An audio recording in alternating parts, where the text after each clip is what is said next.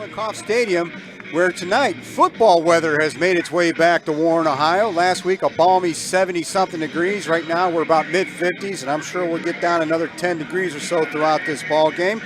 Tonight, your Harding Raiders at 2-3 play host to the Bishop Sycamore Centurions, a replacement team for Akron St. Vincent St. Mary.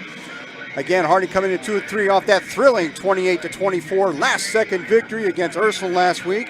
And tonight, bringing in the Centurions from Bishop Sycamore. Tom Bird on hand, and as always, with my good friend and partner, Eddie Colbert. And Eddie, this is not probably not an 0-4 team coming in here that Harding needs to be looking past tonight. Not at all, Tom. And as many of you have seen on Facebook, you've seen the highlights of the quarterback versus St. Ignatius. Big guy, a lot of moves. This is a different type of team we're playing tonight. It only makes sense for 2020. Want to give a lot of credit to the athletic department from Warren Harding to be able to get this game in after the cancellation of St. Vincent. So I think this game fits perfectly right in with 2020. Let them get a little warm up, ready for the playoffs to start next week.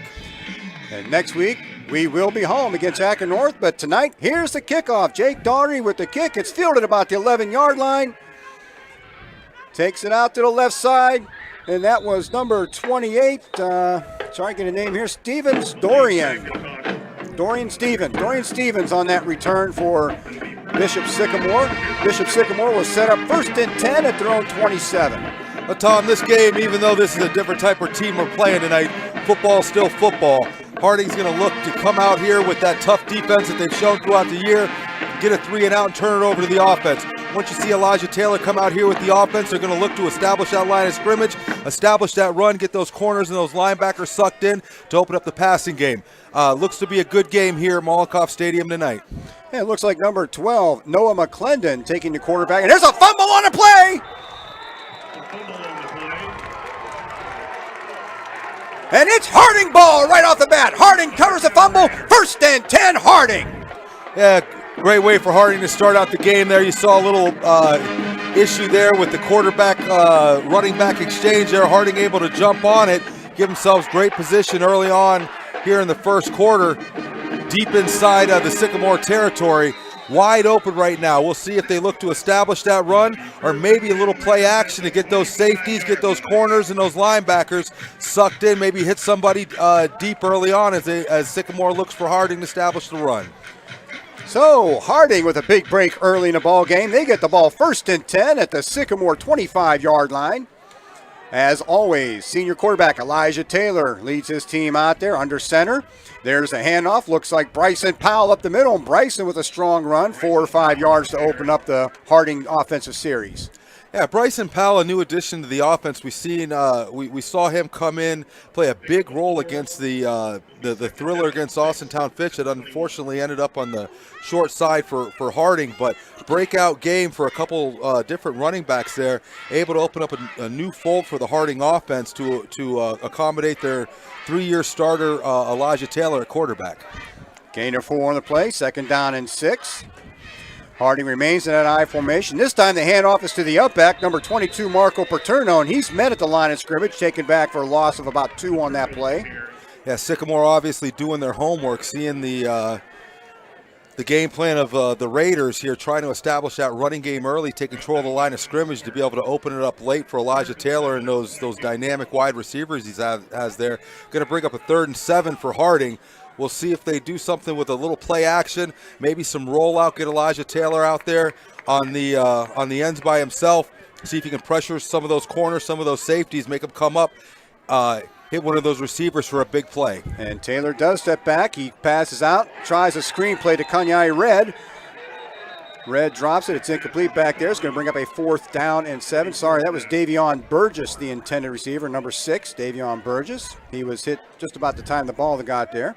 Yeah, they look like they're a little bit outside of the comfortability for their freshman kicker, Doherty, who's been pretty solid for them all year, but this has been 4-down territory ever since they recovered that fumble. It's going to be 4th and 7. Even if they don't give it, they're going to leave Sycamore stuck deep in their own territory with a lot of confidence in the defense. Taylor with 3 receivers down here to his left, including Dom Foster, who's been pretty much the favorite target. Wide Oh, open. and Taylor had Marquand Brown wide open, threw behind him. The Raiders are going to turn the ball over on down to the Centurions. Centurions will get the ball back just about the same place they started originally. 1st and 10 at their own 22-yard line. Yeah, right idea there. Elijah Taylor saw his receiver wide open. They just got mixed up on the pattern there, had him wide open there, and the flats looked like Sycamore caught him in that zone defense, found that soft spot in the middle. Unfortunately, the receiver and quarterback weren't on the same page for that. Once again, quarterback number 12, Noah McClendon, in for the Centurions. He's in that shotgun position. Looks like Miles Carter is the running back to his right. It's like another issue with this. Sorry, that was Dorian Stevens remains in there at running back. And again, it looks like a missed handoff. This time McClendon hangs on to it, but they lose 3 yards, brings up a 2nd down and 13. Yeah, absolutely, Tom. That looked like a broken play. It looks like he was trying to hand it off or at least get a little better read there, kind of an RPO, run-pass option there. Really didn't pan out for him. Harding was able to hit him for that 3-yard loss to put him in a 2nd and long. 2nd down and 13 at the Centurions' 19-yard line. And this time the handoff is to Stevens, and Stevens gets some running room. He gets out there close to a 1st down around the 32-yard line. Yeah, able to complete a clean handoff there. He had some open space there to the left, off the left hash there. Able to gash the Raiders for a pretty decent gain there. I think the chain gain's a little bit confused. They brought the 1 marker up. They should have left it back. It's about 3 yards short of a 1st down. They need to take, or that shouldn't be a 1st down. That 1st down should be. Like they got to mark it to 30. Should have got to the 32. I think the scoreboard's got it right at 3rd and 2. I think they've got to adjust the guys on the sideline there. Unless they're. No, that's something's not quite right down there. That should have been around the 32-yard line.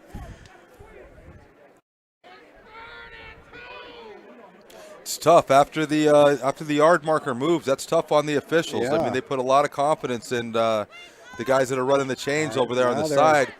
I've known as a coach, when the younger teams or the older teams are playing, it's our job to run those. Yeah. You don't move them until the officials tell you to, because it's very difficult to respot. Chain gain a little quick on the draw. I think we're getting it straightened out now. Now it looks about where it should have been. 3rd and 2 at the 30-yard line for Bishop Sycamore.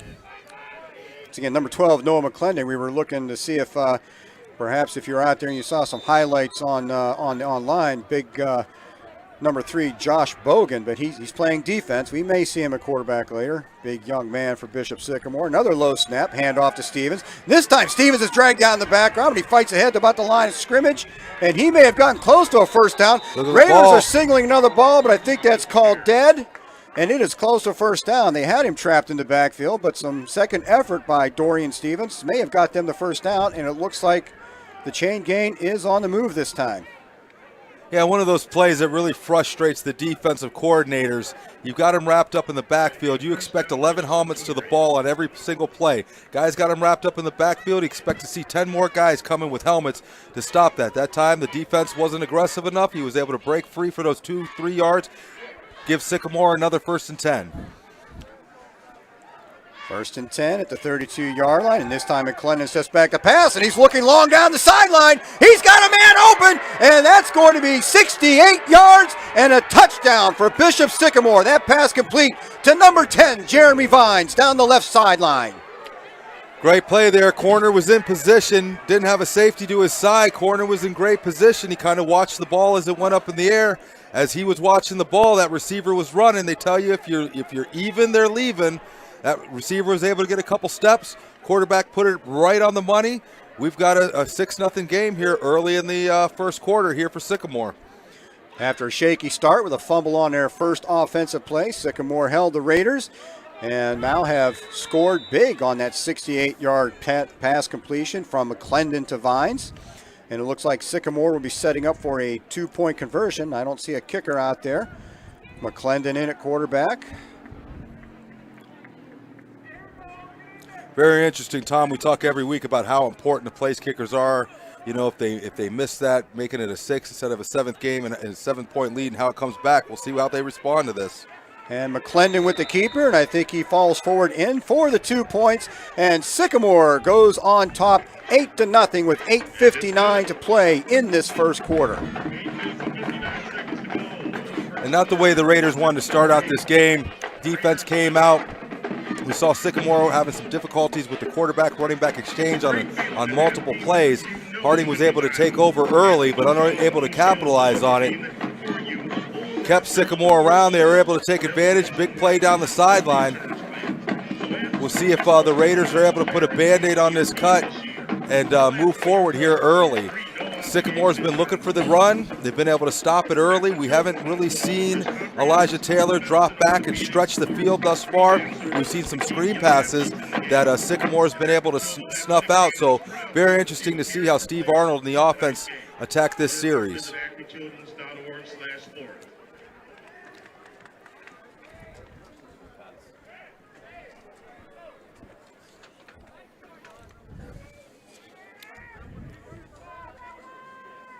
It's like 81, John Taylor, and I think, as usual, I think possibly number 3, Marquand Brown. I can't see the other number of our return man back there. And Ed, that's something we haven't seen too much of this year, is one of our cornerbacks getting beat deep like that. Yeah, the corners, that's one of the things that really help out this Harding defense. Gives the defensive coordinator the freedom to feel free to really get aggressive on that defense by sending the blitz, because he's comfortable with his cornerbacks out there one-on-one on the island. Unfortunately, with that one there, I think I don't know if maybe the corner felt that the receiver was out of range and he could slow up a little, but you could see as the ball went in the air, he just wasn't really staying with the receiver. He ended up beating him, and therefore, you have that 8-0 lead. Antoine Artis with a short kick. John Taylor runs up and fields it and gives Harding decent field position as he's brought down about the 34-yard line. Harding's offense will be out again, 1st and 10. Elijah Taylor, the holder of the school touchdown pass record, sitting on 34 touchdown passes, bring it out there. Hopefully he can get things going with those gifted receivers he has on the outside. Yeah, Tom, that's something that the defense always has to be aware of. You've got a kid back there, 3-year starter, knows how to find receivers. You've obviously can't keep your eyes in the backfield because he's going to beat you downfield. Taylor under center. This time the handoff is to Delmar McMillan, and McMillan pounds through there for about 3 yards. That'll bring up a 2nd down and 7. Yeah, McMillan was another running back, junior, that was introduced during that Austintown-Fitch game. Really gave them a spark, really made that a game. That was something that we hadn't seen. First week we had seen the change of running backs, put 2 new guys in there, kept the number 22 Paterno in there at fullback, was able to get him some of that short, gritty yards, really provided a spark for the Raiders in that Austintown-Fitch game. Coach Arnold seemed fit to stay with the same formation since then. And there's an offsides. That's going to go against the Centurions. That's going to give the Raiders 5 yards, bring up a 2nd down and 2. Taylor with the hard snap count down there, drew a couple of those interior linemen over the line. 2nd down and 2 for the Raiders coming up. 8:19 to play in the first quarter. Sycamore out to an 8-0 lead at the moment. Yeah, nice position for the Raiders to be in. Get some free yards there. Bring yourself up to a 2nd and 2. Really opens up the playbook. There's a handoff to McMillan again. McMillan gets out close. I think he's got the 1st down. He got that beyond the 45-yard line. That's going to be enough for a 1st down. 1st and 10 Raiders. Raiders on the move now. Another thing about this crazy 2020 season, this is the last final season game of the 2020 season. Next week we're going to start the playoffs. I believe what's been posted online, we're looking at Akron North, I believe, for the first round of the playoffs. So Harding comes in here understanding what next week provides. You really want to give a good performance, almost a dress rehearsal here for the playoffs next week. And there's a handoff to McMillan again. McMillan with a lot of yards on that 1st down play. Gets out about, looks like 7 yards, brings up a 2nd down and 3. So Harding once again on a 2nd down and short situation. Yeah, I really like that 3-headed back approach that they have with Powell, 34, McMillan, as well as 22 Paterno. Always keeps a fresh back in there, always pressuring those front four, giving those linemen something to work towards of establishing that line of scrimmage, establishing the run to open up Elijah Taylor late in the game with the pass game. 2nd down and 3. Taylor staying with McMillan. McMillan met at the line of scrimmage. He might have got one before being pushed back that time. Brings up a 3rd down and 2. 3rd and 2, your opponent's side of the 50. We'll see what Coach Arnold brings to the offense here. Highly confident they could find themselves in 4-down territory here. So even if they don't get it on 3rd, I highly look to them going for it on 4th down. Taylor staying under center. He's only been in that shotgun a couple of times. Again, McMillan alone back behind him on 3rd and 2. And there's a handoff once again to McMillan. McMillan around that end. McMillan in the open for 1st down. McMillan all the way down to the Sycamore 37-yard line. 1st and 10 Raiders. Really like that run by the junior McMillan. He knew the down and distance. 3rd and 2, took some initial contact in the backfield. Instead of trying to beat everybody to the outside with his speed, he understood the situation he was in. He got his shoulder pads parallel, drove forward for that 1st down, plus another 5-6 yards after that. Great run, great vision, great understanding of the down and distance for the junior running back McMillan. Look for some great things out of him going into the 2021 season. Harding staying in that I formation. Paterno the fullback. McMillan stays in that tailback position. And this time Taylor rolls out to his right over to the sideline. He's got a man open. That looks like Davion Burgess over there on the sideline, close to a 1st down. You know, last couple of weeks we've been talking about the big throws, the 15-yard outs. There's another one bootleg to the right. He's got his receiver out there in the flats. You know, that goes down as a 9-yard pass. Probably, in reality, that was a 25, 30-yard pass. But Elijah Taylor has shown over the years he's got that arm strength to be able to make these big-time throws that's going to be able to help him progress into the next level. 2nd down and a short one for the Raiders. McMillan the lone back behind Taylor. Taylor hands off to McMillan. McMillan around that left end. McMillan keeps his feet and powers ahead for another Raider 1st down to about the 28-yard line of Bishop Sycamore.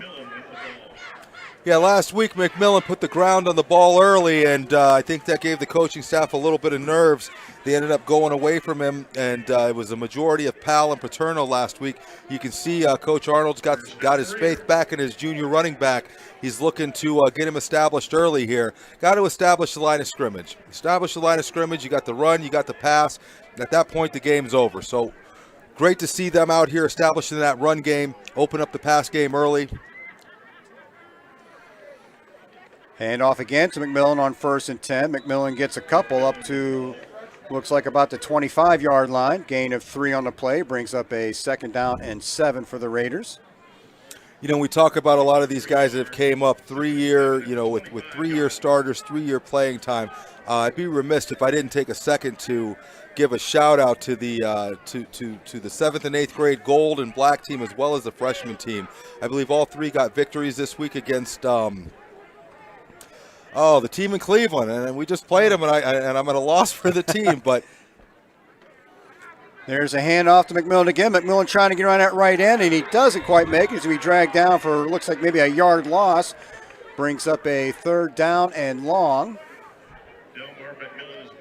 But yeah, this program that you see here is obviously started down in the Little Raiders program up through the 7th and 8th grade, through freshmen, through the junior varsity, to what you see tonight. So hats off to those players, hats off to those coaches for getting these kids prepared for when they get up here to Mollenkoff, you know, under these lights to perform on Friday nights. Nothing but greatness that I see from that 7th and 8th grade as well as that freshman program as we move forward with the football program here at Harding. Taylor draws back on 3rd and 9, looking deep in the Wide end zone. open. He's got a man open in the end zone. Touchdown, Raiders!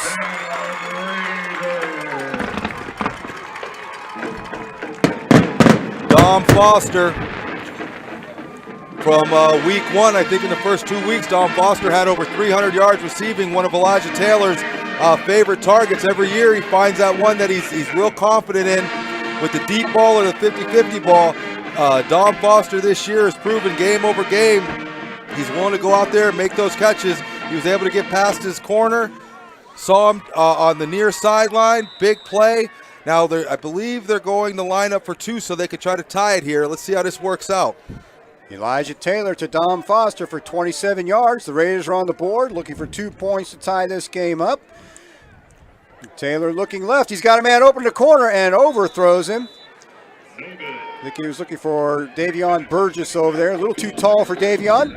That's going to leave the score. Bishop Sycamore 8 and your Harding Raiders 6 with 3:20 to play in the first quarter. But the Raiders are on the board. Yeah, it looks like Sycamore's got a player down out there. From the looks of their roster, they don't really carry a lot of people.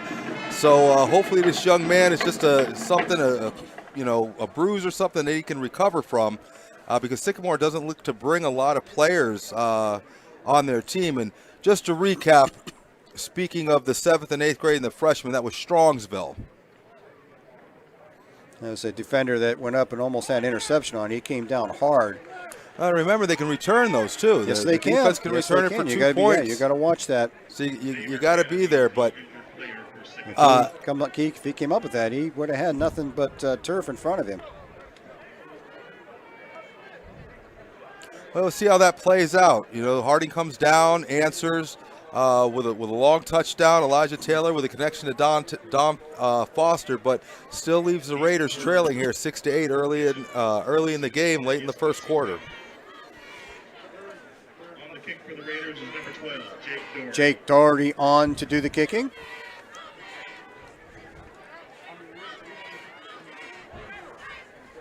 The deep men for Bishop Sycamore setting up around their 10-yard line.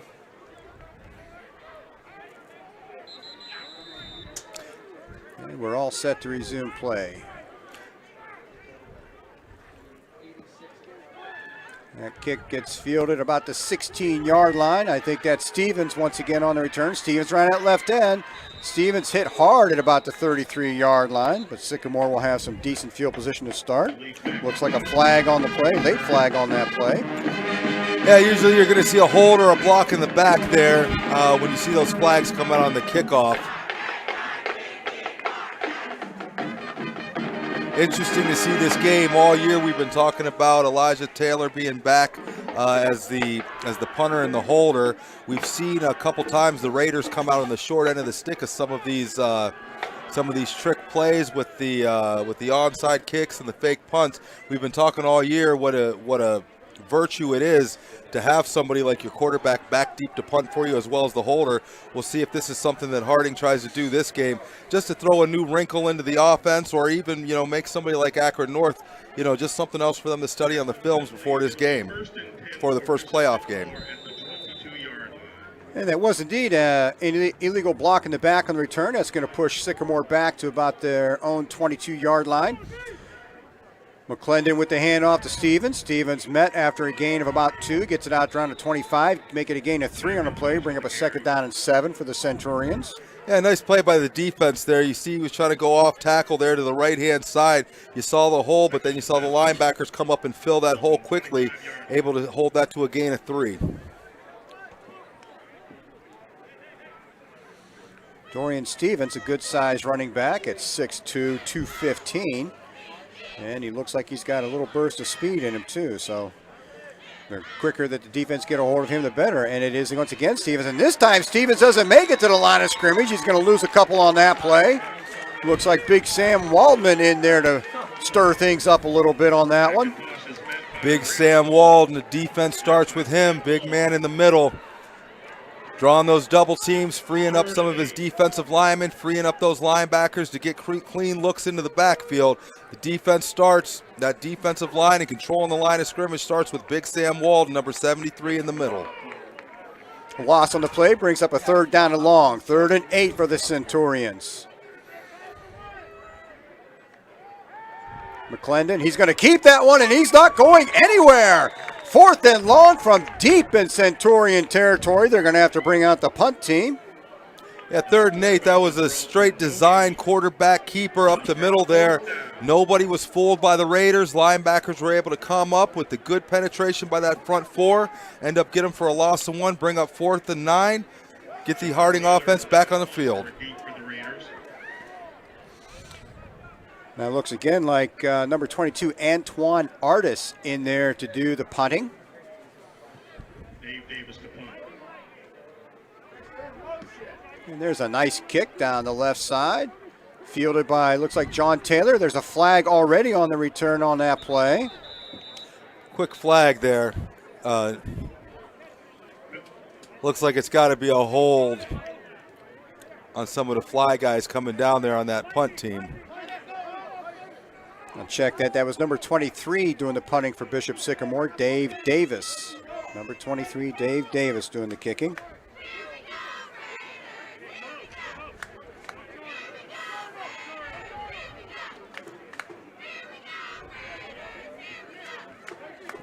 Well, the officials are talking to Coach Arnold down there. Looks like that's going to be a penalty against Sycamore. Haven't gotten a signal yet on that.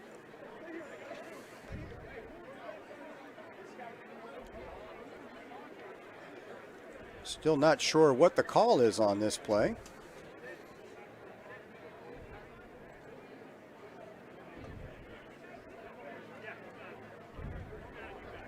Whatever the case, looks like it's going to be Harding ball at the Sycamore 44-yard line. Well, there was a flag, there was a penalty. Just not sure what that penalty was, but it's Harding football, 1st and 10 at Sycamore's 44. Yeah, minute 12 left here in the first. Harding finds themselves in a 2-point deficit. Gave up that big play down the far sideline there. Were able to answer with a big play themselves. Elijah Taylor to Dom Foster down the seam. 2 points. They look to recover here. Taylor over the middle. He's got Amarian Perkins. Perkins breaks the tackle, and Perkins is going to take it in for the touchdown. 44 yards on the first play from scrimmage, and Harding takes the lead. Taylor found Perkins right on the left seam. Great vision by the wide receiver there. Made two people miss. Exactly what they want to see from this offense. You start opening up with the pass, as you've seen on these two scoring plays. That's going to do nothing but opening up for this running game here early. Puts the defense in a really bad position going forward when Harding showed the ability to not only run the ball but throw the ball as well. Keep that defense guessing, keeps that offense moving down the field. Jake Doherty in to attempt the extra point, try to make this a 5-point ball game. That kick is up, and it looks good. And the Harding Raiders go on top 13-8 with 1:03 left in this first quarter. Looks like we got some laundry on the field. Might be a roughing of the kicker there. Add that on to the kickoff.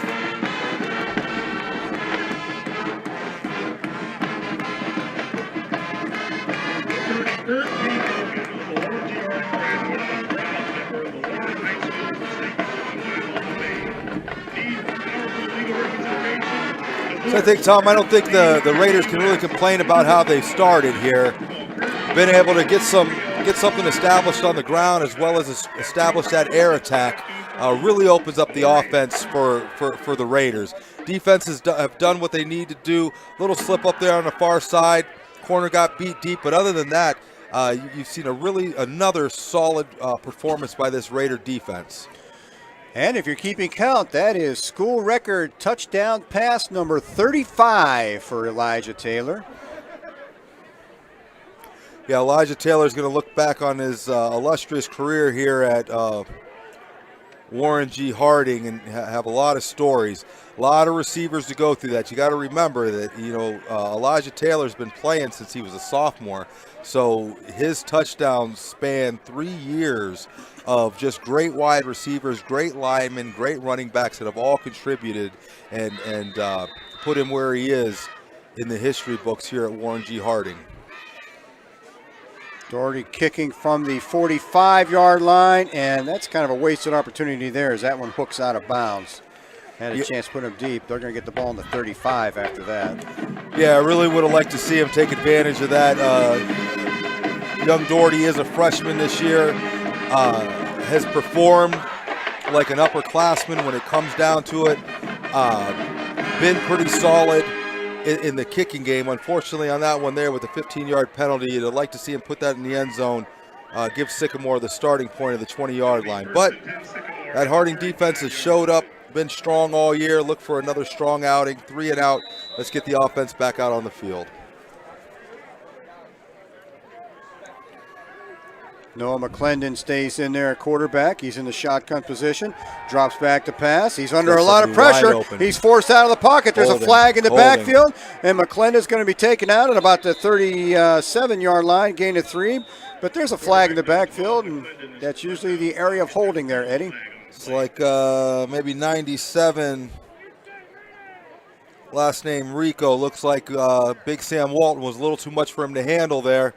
Ended up holding in the backfield. That's going to be a spot foul. It's going to be a pretty big penalty. We talk about all the time how holding penalties can destroy an offensive series.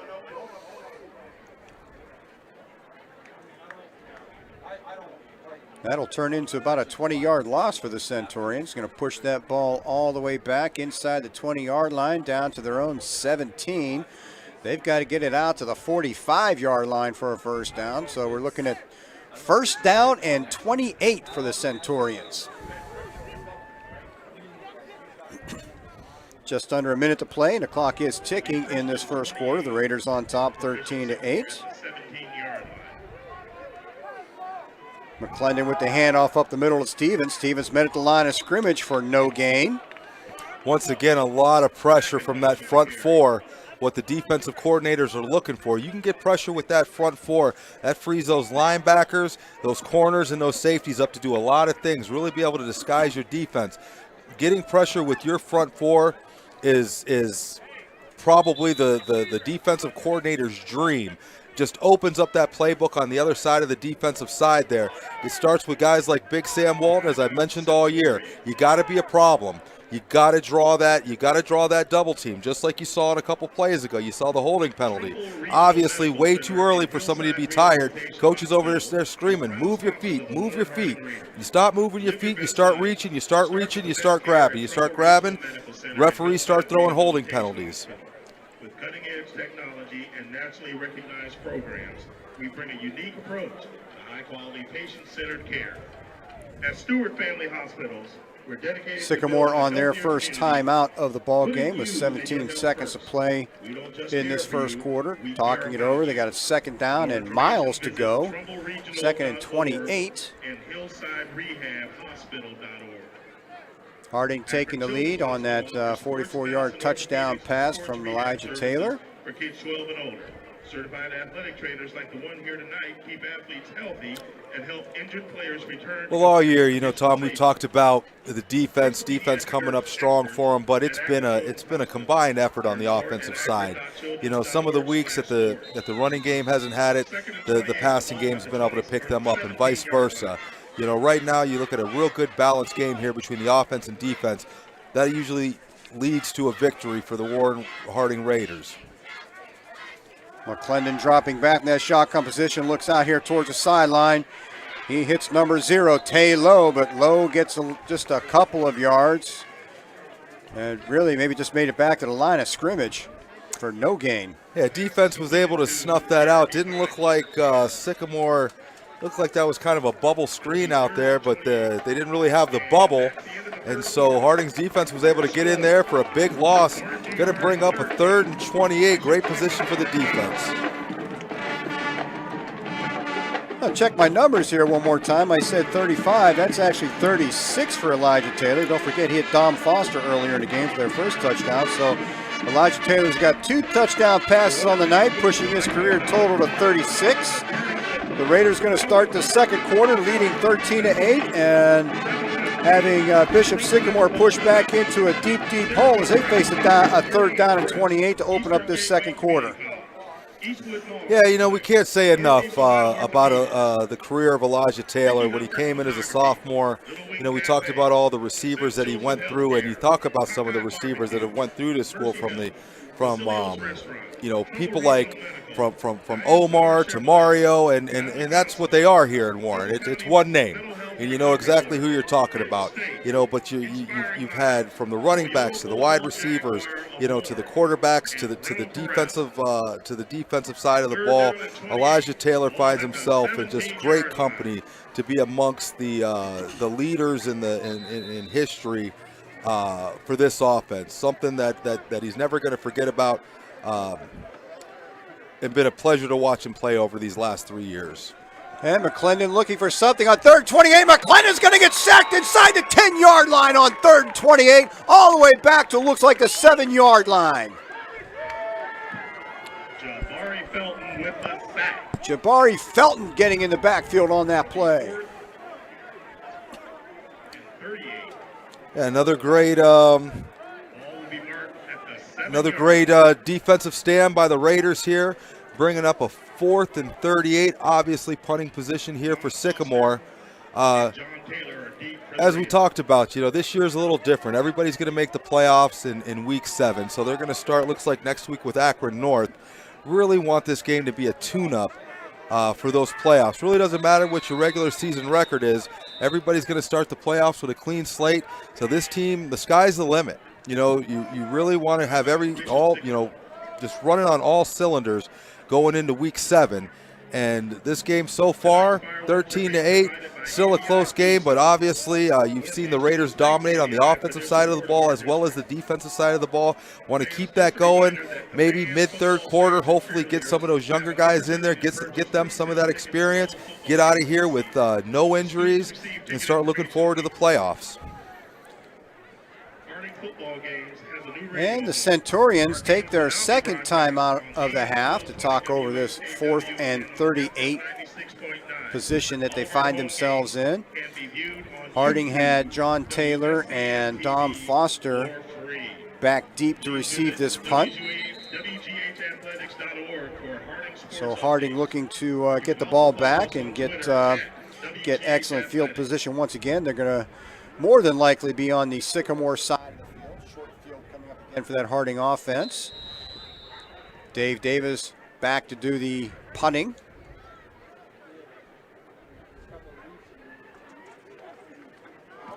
Oh, big block in there.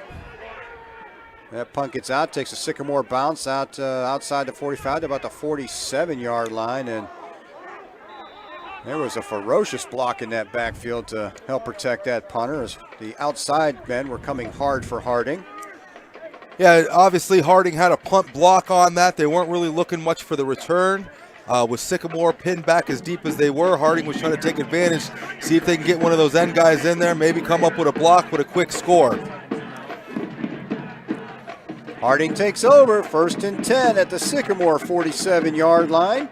11 minutes to play in the first half. Harding on top 13-8. Elijah Taylor sets up in the shotgun. It looks like Bryson Powell's back in the game to his right. And there's that jet sweep around the corner. And that looks like Amarian Perkins. Actually, that was Marquand Brown. That was number 3, not number 8. Marquand Brown around the end for that play with good positive yardage on that first down. Yeah, that's a play that's become synonymous with that Harding offense. Traditionally, you see them do the flip. I like to see them do the handoff. That handoff can lead to play action. That handoff can lead to fakes. I just think it opens it up more when you do the handoff versus that flip, and as well as being a lot safer. Great gain to the right-hand side for him. Pass intended for Dom Foster. Little high right there. That's going to bring up a 3rd down and 2. 3rd and short for the Raiders. Ball inside the 40-yard line at the 39 of Bishop Sycamore. See a lot of the players from Harding as well as Sycamore wearing the pink socks, the pink armbands to acknowledge Breast Cancer Awareness Month. Very nice to see them out there doing that. I appreciate. My mother is a breast cancer survivor, so for all the breast cancer survivors out there, we salute you here in the month of October. That looks like Delmar McMillan in there once again. He gets ahead for the first down. McMillan picks up the first down for the Raiders. Down to about the 35-yard line. McMillan with a nice hard run up the middle there. Once again, getting those shoulder pads parallel, driving forward for the additional yards after first contact. Exactly what you want to see out of your young running back. I don't know if she's watching. I'll send a shout out to my sister Lori, who herself has had a bout with breast cancer. Doing fine now, thank heavens. Taylor looks back to pass. He was trying to get Dom Foster down there, and a little traffic. Foster couldn't shake it loose. Brings up a 2nd down and 10. I couldn't catch it all. Looks like he had a double move down there. You saw Taylor with the fake, with the pump out there to the near side to Dom Foster. Looked like possibly the referee could have possibly called pass interference there. The defender was impeding his progress up the field, but nevertheless going to bring up a 2nd and 10 for the Raiders. And that's a play we've seen several times this year, and that quite possibly Sycamore had that one scouted. They're looking for that pump fake to Foster down that sideline. Taylor on 2nd and 10. There's a handoff up the middle to McMillan. McMillan drops the ball. It's loose out there. I think Harding looks like they've jumped on it. They may retain possession here. We've got people signaling both ways. I think the official has the ball going to Harding. Be a 3rd down coming up. Well, something for the young running back to put away. Last week, he put the ball on the ground a little early. Coach Arnold ended up going with Powell for the rest of the way. It was gave McMillan another shot this week. Unfortunately, put the ball on the ground again. Really got to keep that ball tucked in until you break in the open. That ball's got to stay tight to your hip, tight to your ribs, inside, protected. Ball's the most important thing you have. No excuse to put that ball on the ground. Gain of 5 and a play, 3rd down and 5, and it does bring Bryson Powell back in at tailback. Powell's met at the line of scrimmage. Powell driving forward. Not quite enough, but again, I think we're in 4-down territory right here with a 4th and 3 coming up. Yeah, they're outside Doherty's territory here, deep enough to where a punt doesn't make sense. So I'm confident you're going to see 4-down territory here. But going back to what we talk about, establishing the line of scrimmage, and we talk about that double move a couple plays ago. Dom Foster out there, Elijah Taylor with the pump fake. The only way you could do something like that is by establishing that line of scrimmage. The linemen got to give you the time for those wide receivers to establish that double move. So great to be able to see the line establish the line of scrimmage here early in the game. Taylor on 4th and 4. He's got a man over the middle, and that ball is complete for a touchdown, Raiders! 28 yards for Elijah Taylor. We'll try to pick up the number here. They're hard to see. I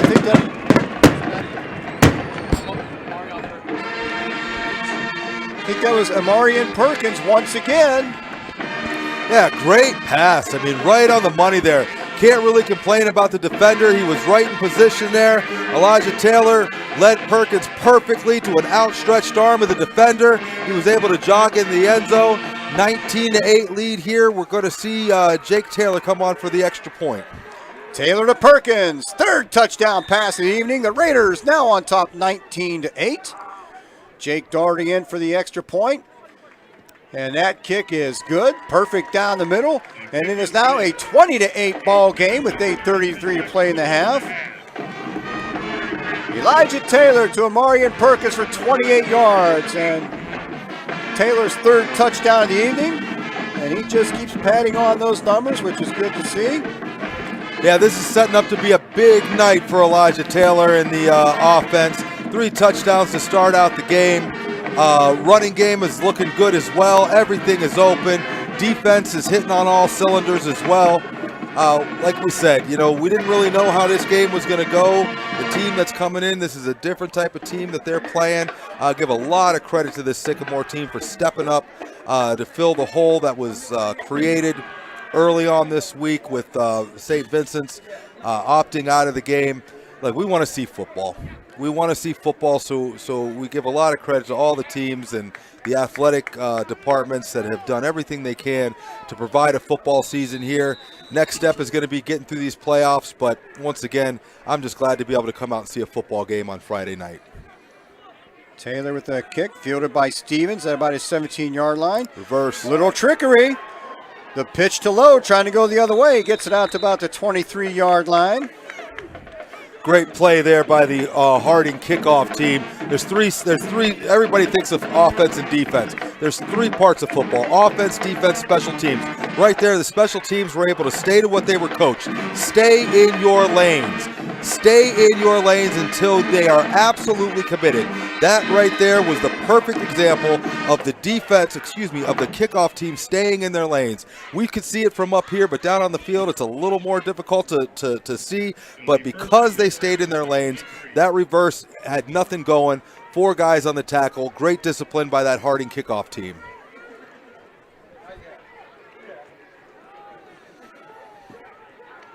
Looks like a different quarterback in there for Sycamore. Trying to get the number here in a minute, but there's a pitch to Tay Lowe. There's a flag on the play. I saw a hand up high. It might be could be a face mask in there somewhere. Or see which way this goes. I saw a couple hands up high in that play. Yeah, Sycamore tried their own jet sweep here to the near side. Running back saw nothing to the sideline, tried to cut back to the inside, but exactly what you teach your defense. Don't let anybody outside. Push them back to the inside. You should see 10 helmets coming, and that's exactly what you saw. Great pursuit by the defense on that jet sweep to the near side. And that was indeed a face mask on Harding. That's going to move the ball ahead, give the Centurions a first down. That's number 7, Davon Lohman in there handling the quarterback duties right now. I'm sorry, well, not number 7, it's number 9, Adrian Brown. Thought it was a 7 there for a second. Number 9, Adrian Brown. Number 7 is the running back right now, Davon Lohman. So we got Adrian Brown at quarterback, Davon Lohman at running back. Quick pass out to the right, and excellent coverage. That's going to go for a loss on that first down play. Looks like number 3, Marquand Brown getting in there quickly. Yeah, second time we saw him try to run that screen. You know, those screens end up being nothing but long handoffs. No bubble to it. Wide receivers aren't able to get the blocks. Corners are able to come out, come up strong, make that play for a loss. Great open field tackle by our corners early on here in the first half. Chester Adams on the initial contact on that play. Marquand Brown came in to help out. It was Adams on the initial coverage. Brings up a second down and 13 for Sycamore. And there's a handoff to Lohman up the middle. Lohman gets back to maybe the original line of scrimmage. Going to bring up a third down and 10. Now, Tom, I can't lie. You know, with the season the way it's going, everybody's going to the playoffs. I'd like to see Harding put up another touchdown. And once they put up another touchdown, I want to see the big man. I want to see number 3, Josh Bogan, at quarterback. We've all saw the Facebook and the YouTube videos. Let's get a couple more touchdowns, get us comfortable in the lead, and I'm interested in seeing the big man back there and seeing him shuffle around. Low snap. That forces Brown out of the pocket. Brown gets around the end, picks up a few yards. It's going to bring up about a 4th down and 4. He gets about 6 on the play. Call it 5 on the play. 4th down and 5. Gets out to about the 44-yard line. And that looks like it's going to... I think it's too early. Well, too early. I see Bogan coming out in the field. He's coming out with the punt team, I guess. Dave Davis in to do the kicking, and once again, looks like Taylor and Foster are going to set up deep for the Raiders. Yeah, too early for Sycamore to start going for it here in Harding in their own territory. We were just talking about the young man. He's in that up back position, so who knows? Maybe a short snap. Yeah, you got to watch. I mean, he's got the size, he's got some speed. Tough to take down when he gets a head of steam on him. It's like they weren't set. Maybe a legal procedure. Yep. Oh, delay a game. That's going to back Sycamore up 5 yards, make it a 4th down and 10. And if they had any plans to the otherwise, I think those are pretty much scrapped now on 4th down and 10, so I'm pretty sure Sycamore will punt it away. Again, Taylor on the far side over there, number 81, John Taylor, number 11, Dom Foster. Davis with the punt. Davis, and we're going to whistle that one dead again. This time we've got encroachment on the Raiders. We're going to go right back to 4th and 5.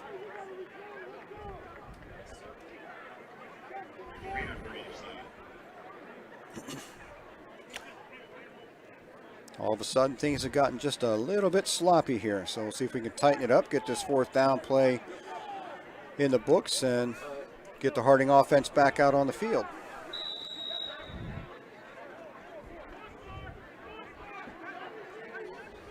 We'll see if this changes Sycamore's plans at all. And this time it is snap to Bogan. Bogan run that corner.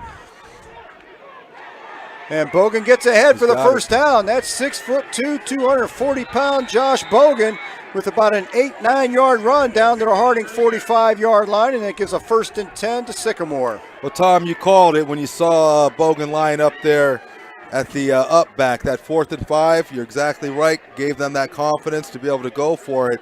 Saw the big man start going. Unfortunately for Sycamore, he stopped.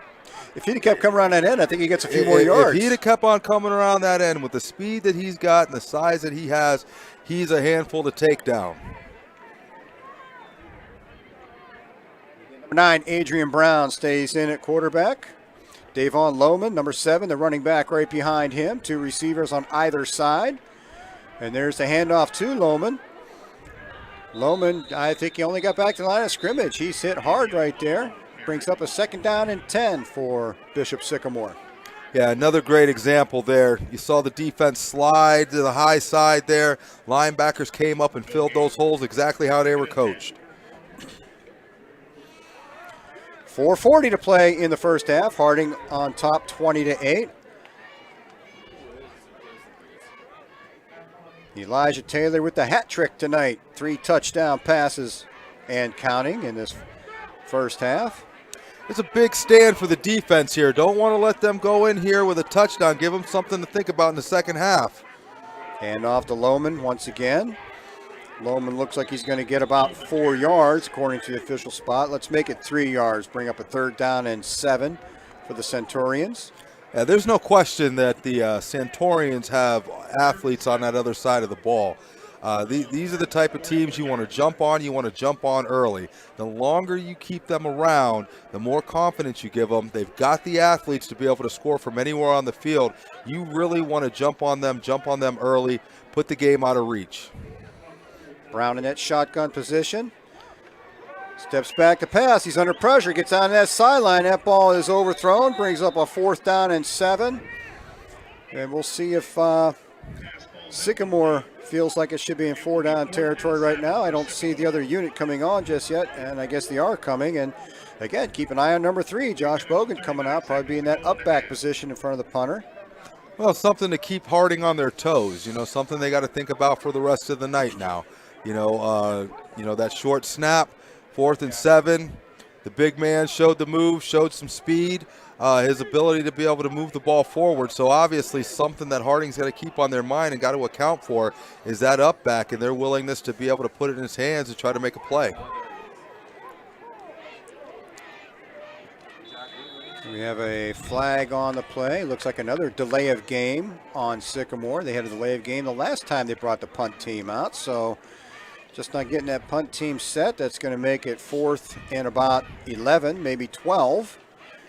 So once again, if they had plans to do something besides punt, they may put them on the shelf. And unless something happens, they get back into position again. Well, you never know. These aren't one of those games where you got to play to, you got to win to get in. So everything's on the table. Davis trying to pooch it. I think he felt the pressure. And he doesn't quite get a bounce. That ball's going to be down at about the 28-yard line where Harding's going to set up 1st down and 10. Yeah, I think the punter felt the pressure there, kind of like almost like a baseball player where that half swing, he put half his foot in that, got some height on it, but not a lot of distance. Unfortunate roll for him. Going to put the Harding Raider offense here with 3:30 left in the first half in pretty good field position with all 3 timeouts. Try to get another score on the board. And as we remember, Harding deferred is going to get the ball to start out the second half, hopefully in a position to really put this game away. Score here on this drive could pay some really big dividends as far as putting the game away, giving those starters a break, getting some of those underclassmen in the ball game. There's Davion Burgess in motion. Looks like they hand off. I think that's McMillan in there once again. Let's see when everybody gets up. Yes, that was Delmar. Wait, number 12. That 12. looked like that time. 12. Jake? No. Jake? No. Jake? It wasn't 12. Is that 12? That looked I like 12. thought I saw 12 as well. 12 in there. We're going to have to see. It's a game before the playoffs. Everybody gets a chance to carry the ball. I'm not sure who that was there. I think that's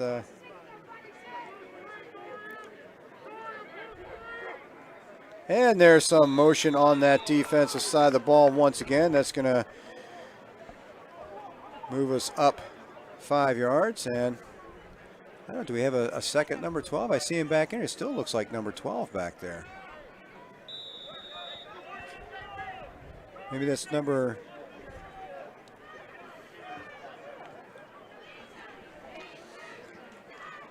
Trying to see that number of the running back. I think it's 13, maybe it Wallace. 13. Tajon Wallace, possibly. I'm trying to see the number on that running back. As it wasn't 26 or 34, that's what we're accustomed to seeing. He's got the ball this time, gets it up to about the line of scrimmage. McMillan with the carry. If you are the owner of a red Ford Escape, I believe that was McMillan on the carry there, straight up the middle. JCR9584. Your lights are on. Red Ford Escape. A lot of size up front for this Sycamore team. I think that might be number 18, Marjorie Williams. That's not a 12 down there. I think that might be 18 in there at running back. Again, sometimes hard to see those numbers. Hardy's got the black on black with the gold outline. They're tough to see sometimes. Taylor back to pass. Taylor looking long and a little too long. He was looking for, I think, possibly Curtis Dorsey. He was looking for John Taylor, number 81. Looking for Taylor over there. Taylor couldn't get quite deep enough for that one. It's going to bring up a 4th down and 6. And Harding, for the first time tonight, is going to send its punting unit onto the field. You know, Harding would like to have put some points up on the board there before going into halftime. Yeah, but as we talk about, it's always on to the next play. You got a minute 40 left. You're up 20-8. Get the ball. Start of the second half. Want to see Taylor get off a good punt here. That defense get a good 3 and out. Realize Harding still got 3 timeouts. They get a 3 and out. Use those timeout. Might give them a little time before the half to try to put some more points on the board. Taylor gets up a nice punt, and it's a big roll, and Stevens is going to field that one. But he had his hand up for that. He did call for a fair catch. He did, and then he did attempt to run. I think it would have been at the official's discretion there to throw a flag on. I thought he had a hand up there. Then he took it on the bounce and tried to run with it. He did, and I'm not sure about the rules that once the ball hits the ground, if that fair catch is kind of null and void at that point. Well, the official blew it dead right away. At any rate, it is Sycamore ball, 1st and 10 at their own 24. 1:32 to play in this first half. Sycamore finds itself on the short end of a 20-8 Warren Harding lead. McClendon back in the pass. Almost picked off over there on the far sideline. I think that might have been Bryson Powell on the defense over there. Yeah, similar though to the touchdown that Sycamore scored. Corner found himself in good position. I think on the first touchdown he misread that pass. You know, kind of underestimated the quarterback's arm there. Once again, that was a close one there. He was able to jump up, get his hands on the ball, but the receiver had gotten past him. Just want to make sure that we're reading the ball right. Always want to make sure we knock down the ball first. Make sure that receiver doesn't have a play on it.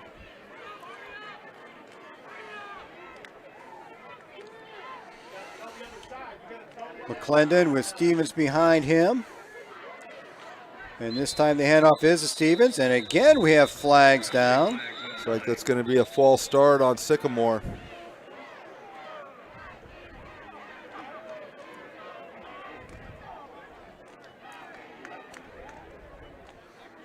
Well, you know it's fall. The yellow leaves are falling out there.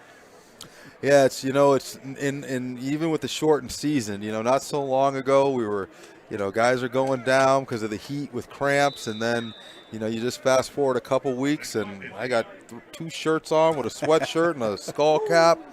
You know, it's just polar opposites. But, hey, this is football weather. This is what we look for Friday night football, those brisk fall evenings. No McClendon on 2nd down and 15 after the false start penalty. McClendon is going to go down back inside the 10-yard line once again.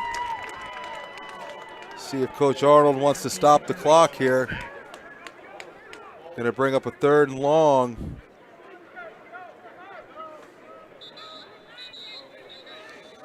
And there it is. There's the timeout there. Looks like, yep, Harding's going to take the timeout now with 1:03 left. 2 timeouts. Hopefully get a stop here. Another timeout. Get the ball back with a little under a minute left with 1 timeout. That looked like Dion Provitt and Jabari Felton providing the defensive pressure on McClendon that time to drag him down. It makes another 3rd down and a long way to go. 3rd and 24 once we come out of this timeout. Harding spending its first time out of the half.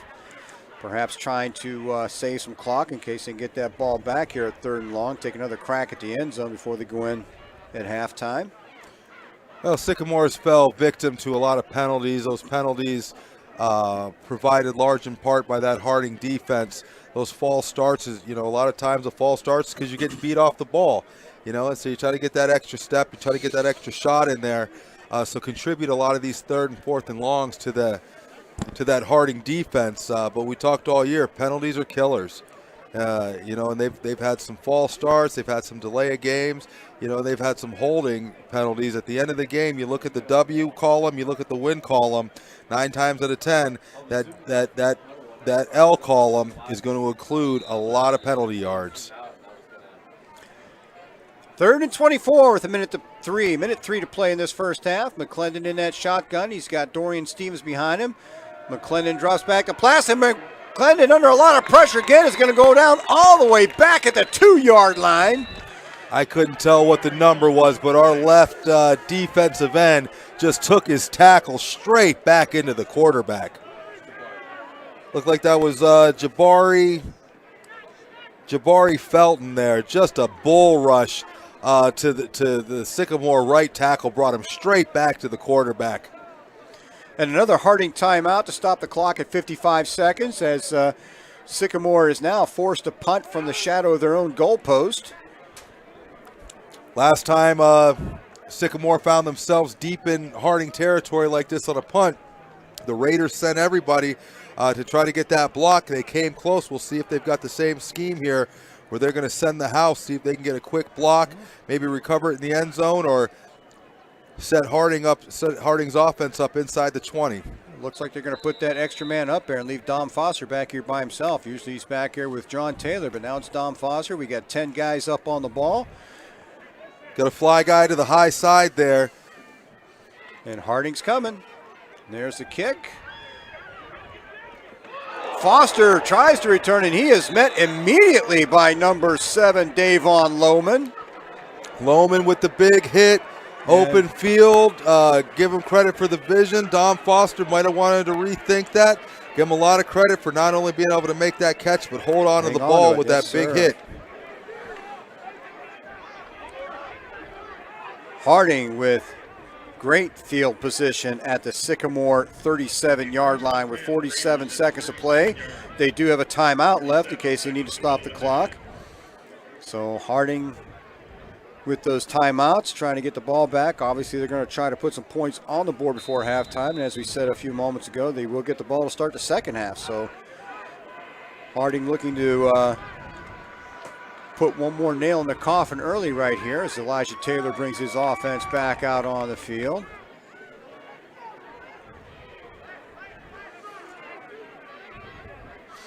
See Sycamore with that single safety deep there. Taylor over the middle is trying to find Kurt Dorsey. Dorsey can't hang on to that one. Looks like a couple receivers kind of crossed up in there, Dorsey and Freeman. 2nd down and 10. Clock stops at 45 seconds left in the half. Yeah, even at 20-8, 43 seconds left here in the first half. Harding, regardless of the score, watching the game, obviously in control, but this is their second opportunity at a score before the half. This is a big statement drive for them to really try to show that they're fine-tuning this offense and just really get everything here together. The defense know you're going to pass, but you got a great passing game. Put it all together. Put 6 on the board before the half.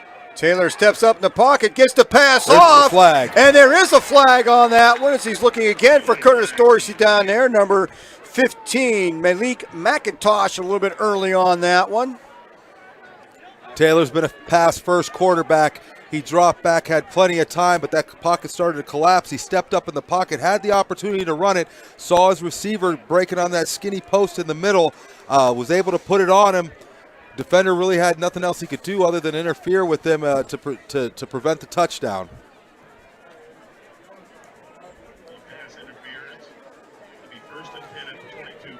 Delmar McMillan checks back in at running back. That was number 18, Maurice Williams, in there for a few plays. Now McMillan is back in. Taylor and Perkins on the far side. Dom Foster down here on the near sideline. Taylor with that dump screen over the middle. He's got McMillan. McMillan down to the 10-yard line. First and goal, Raiders at the 10. 28 seconds of play. Clock's going to stop for the chains to move. Yeah, get them up to the line here. 28 seconds. Want to preserve that timeout just in case you find yourself in a position to kick the field goal. But with the clock stopping on first downs. Clock's running now, down to about 20 seconds.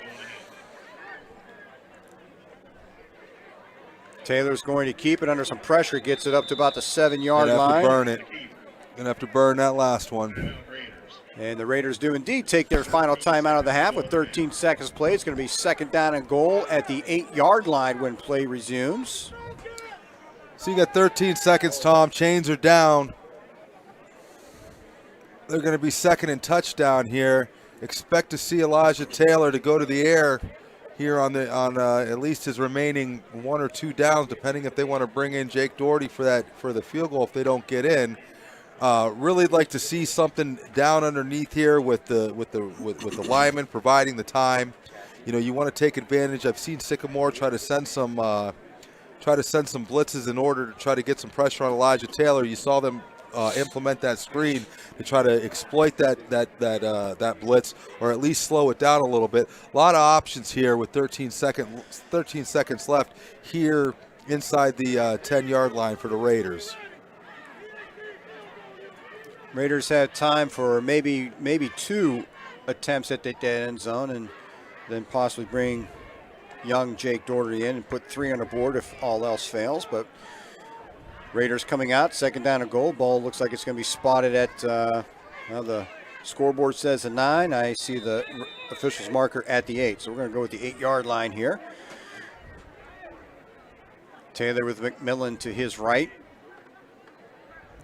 Taylor into that corner.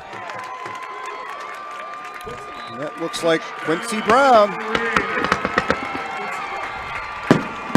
Taylor to Quincy Brown for 8 yards, and Elijah Taylor's 4th touchdown pass of the half.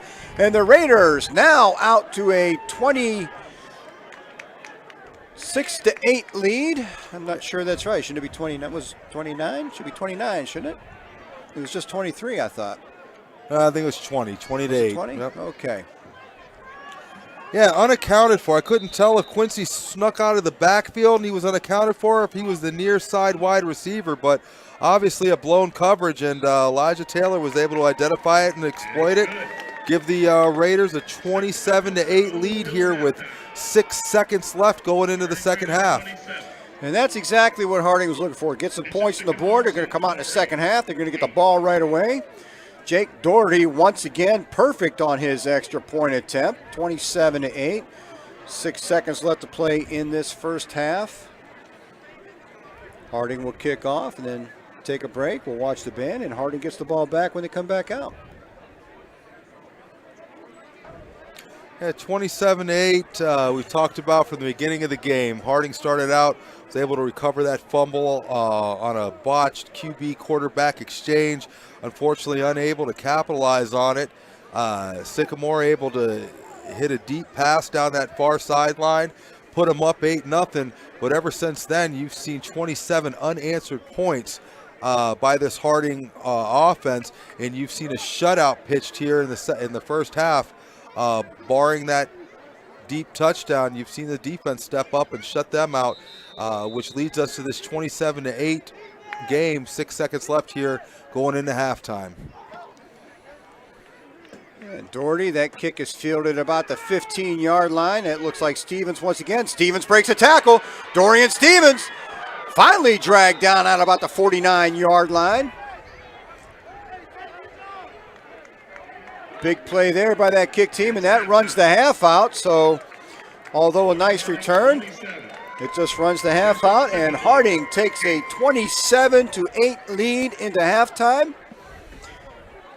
Stick around, the Harding band coming out, getting ready to do their halftime show with current situation. The half times are only 10 minutes, so band will do their thing, and we'll be back here shortly. So once again, Harding on top at halftime, 27-8. Next up, your Harding Raider marching band We'll be right back.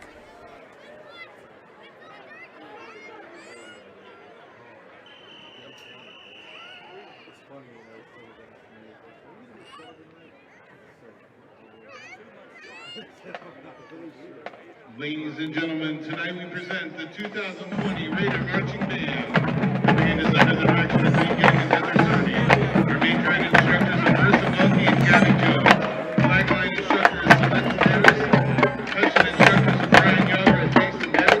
The band is led onto the field by field commanders Caleb Allen, Kiara Sneakus, and head drummer Maurice Patterson.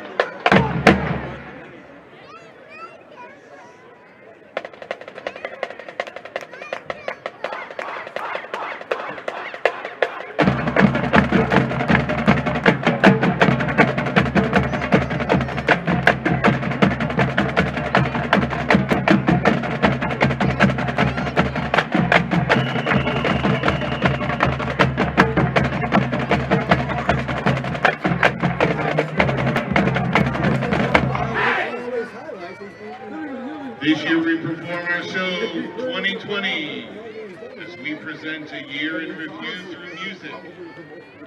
Our show opens with a song from the 90s by the group The Offspring. Here is The Kids Are Alright. We realized that game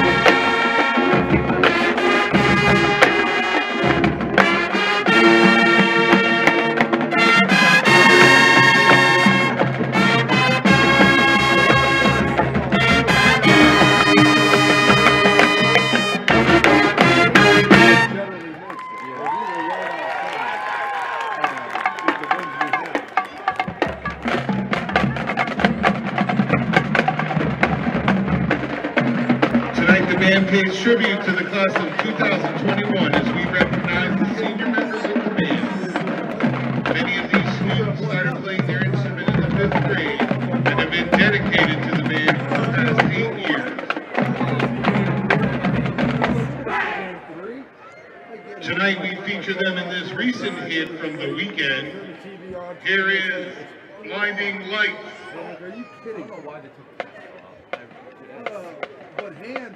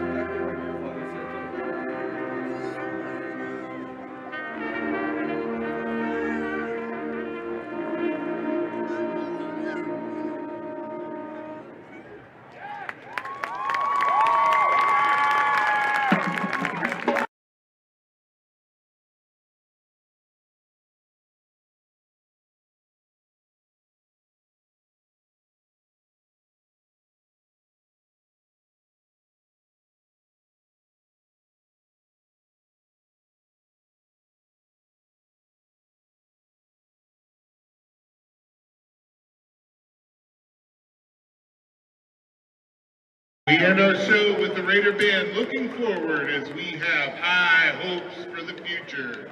Why is it off? My wife just texted me so they could hear us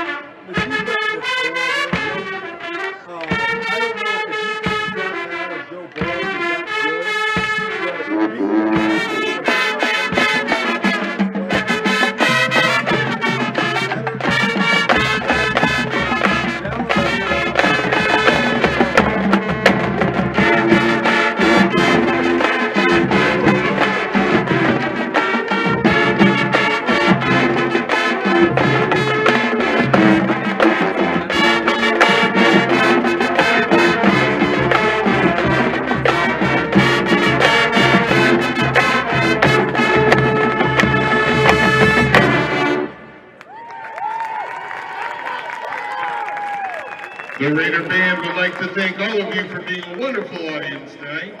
Now join us as we cheer on our Raider team.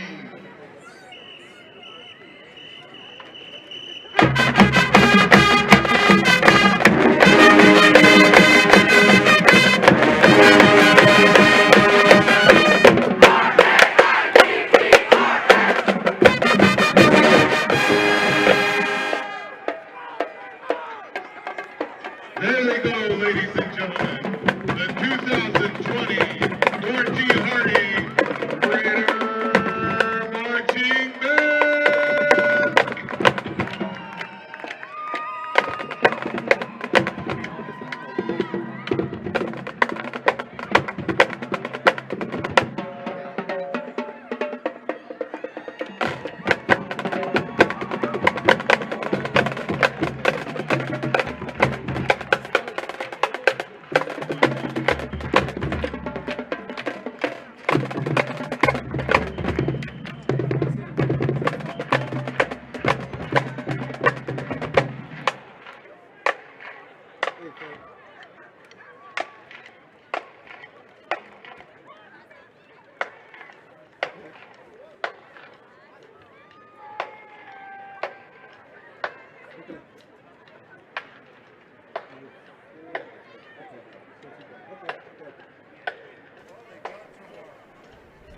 Okay. Let me know if it's good.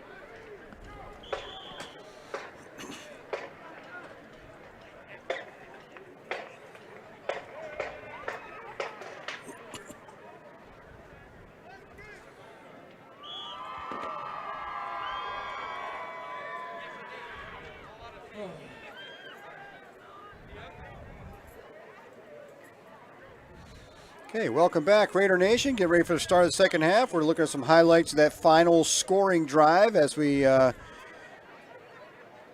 getting ready to go towards the second half kickoff.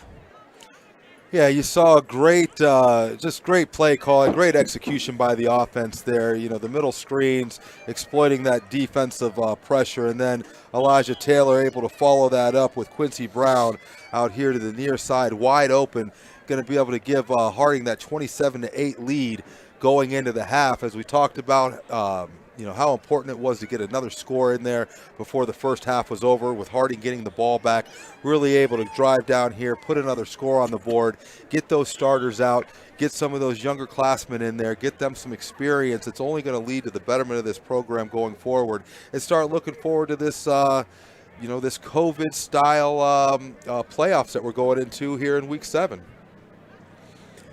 And speaking of those playoffs, once again, Harding will be hosting their first round playoff game. Akron North comes in next week. I believe it's the Akron North Vikings, if I'm not mistaken. They'll be visiting us next week for that first round playoff game.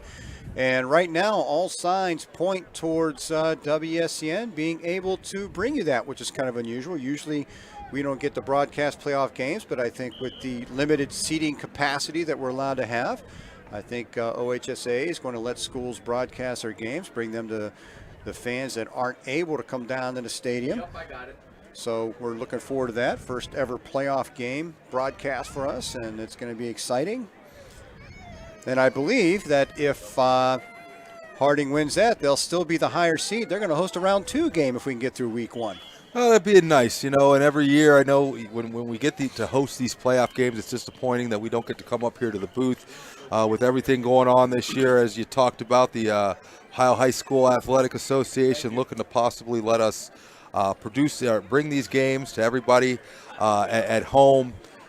We love being up here. We love the ability to be able to bring these games to you. So thankful for the amazing production that's put together by people like Fred Whitaker and Frank Bozick and Mr. Giovanni over here, as well as all the students that bring this to you. We're just so humbled and so appreciative to be able to be a part of this. And I want to also thank a lot of our restaurants out there are showing these games as well. So if you're out and about, dinner with your wife and family at some of our local restaurants, you will be able to find these WSCN games here live on the TVs to be able to support these students out here. We saw during halftime, after the band played, the seniors of the band kind of ran around, a little tribute to them. It's been very difficult on everyone, and just a big thank you to everyone who's been able to provide these games, those who've been able to come out to support these kids. At the end of the day, this is their senior year. Very difficult, so just very grateful for everyone that's come together to try to give some semblance of normalcy during 2020 and all the craziness that it's provided. That's very, very well said. So we just got the word that as long as we're hosting playoff games, which if we can put a W on the board next week, we could be here 2 more weekends. We will be showing these games on WSCN, so those of you out there watching, look forward to some playoff football coming here next week. We're excited to bring it to you. Hope you're excited to watch it. Getting ready for the second half kickoff. Harding to receive. The only other time we saw Sycamore kick, Dave Davis has gotten off a couple nice punts, but I'm not sure if it was intentional, but the kickoff was extremely short and fielded. Actually, it was fielded by one of our deep guys, but he had to run up quite a ways to get it. So we're going to find out. Dave Davis on to do the kicking. He also does the punting for the Centurions. Tom, halftime's all about adjustments. We'll see if Sycamore was able to go to the sidelines there, regroup, find some of the issues that plagued them in the first half to be able to stop this Raider offense. But in all honesty, it was penalties. Anything from false starts to delay of games to holdings. So see if they can do a little more concentration, maybe possibly put themselves back in this game. And again, a short kick.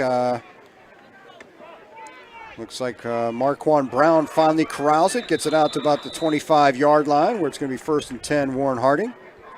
Marquand Brown brings it to the 25-yard line, where it will be 1st and 10 for the Raiders. We'll see that starting offense for at least a series or two. If they put some quick points up on the board, we may see some people taking a rest and making sure they're staying healthy for next week's playoff game against Akron North. Well, let's see what Harding's pleasure is here. Not a whole lot of yards. Sycamore hasn't been able to really perform on the special teams, so Harding's found themselves in great field position to be able to put up these 4 scores, all 4 of them coming through the air on the left arm of Elijah Taylor. So we'll see if they look to try to establish the running game a little more here in the second half. Taylor under center. And I think that's Delmar McMillan in there starting at tailback. Takes that carry out. Maybe, I don't think there's any gain on the play. We've got a Centurion slow to get up on the field. That's number 25, Miles Carter. Yeah, Miles came in hard from that left end position, able to get a hand out and trip up the running back there in the backfield for no gain. But looks like it could be a cramp. Surprisingly, with the weather, it looks like we're still seeing some cramps out here. Hopefully that's all it is, and we'll see the young man back here later in the second half. So that's going to bring up a 2nd down and 10 after the injury timeout. They're working on Miles Carter. Coach is out there. Trainer's coming in now. Get that calf stretched out and get him working that so he can get back in this ball game in another play or two. Harding once again opening up the second half with a 27-8 lead, and that is on the strength of 4 Elijah Taylor touchdown passes in that first half, extending his school record out to 38 for his career. Yeah, big plays, big plays, big arm. Taylor's showing all year. He's got 4 touchdowns here in the first half. I think the record might be 6, and I think that might have been by Mr. Bowden. Maslin, his senior year, he had 6 touchdowns. So 4 in the first half. I know they don't play for the stats, they play for the win, but up here in the booth, we got to have things to talk about. So we're going to bring them up. I don't know if those are all passes. I think Lynn might have run for a bunch of those. He ran roughshod that night. I remember I listened to that one on the radio. I wasn't at Maslin, but I remember listening to that on the radio, and it just seemed like every time they called Bowden's name, he was getting loose from everywhere on the field that night. Sure. Yep.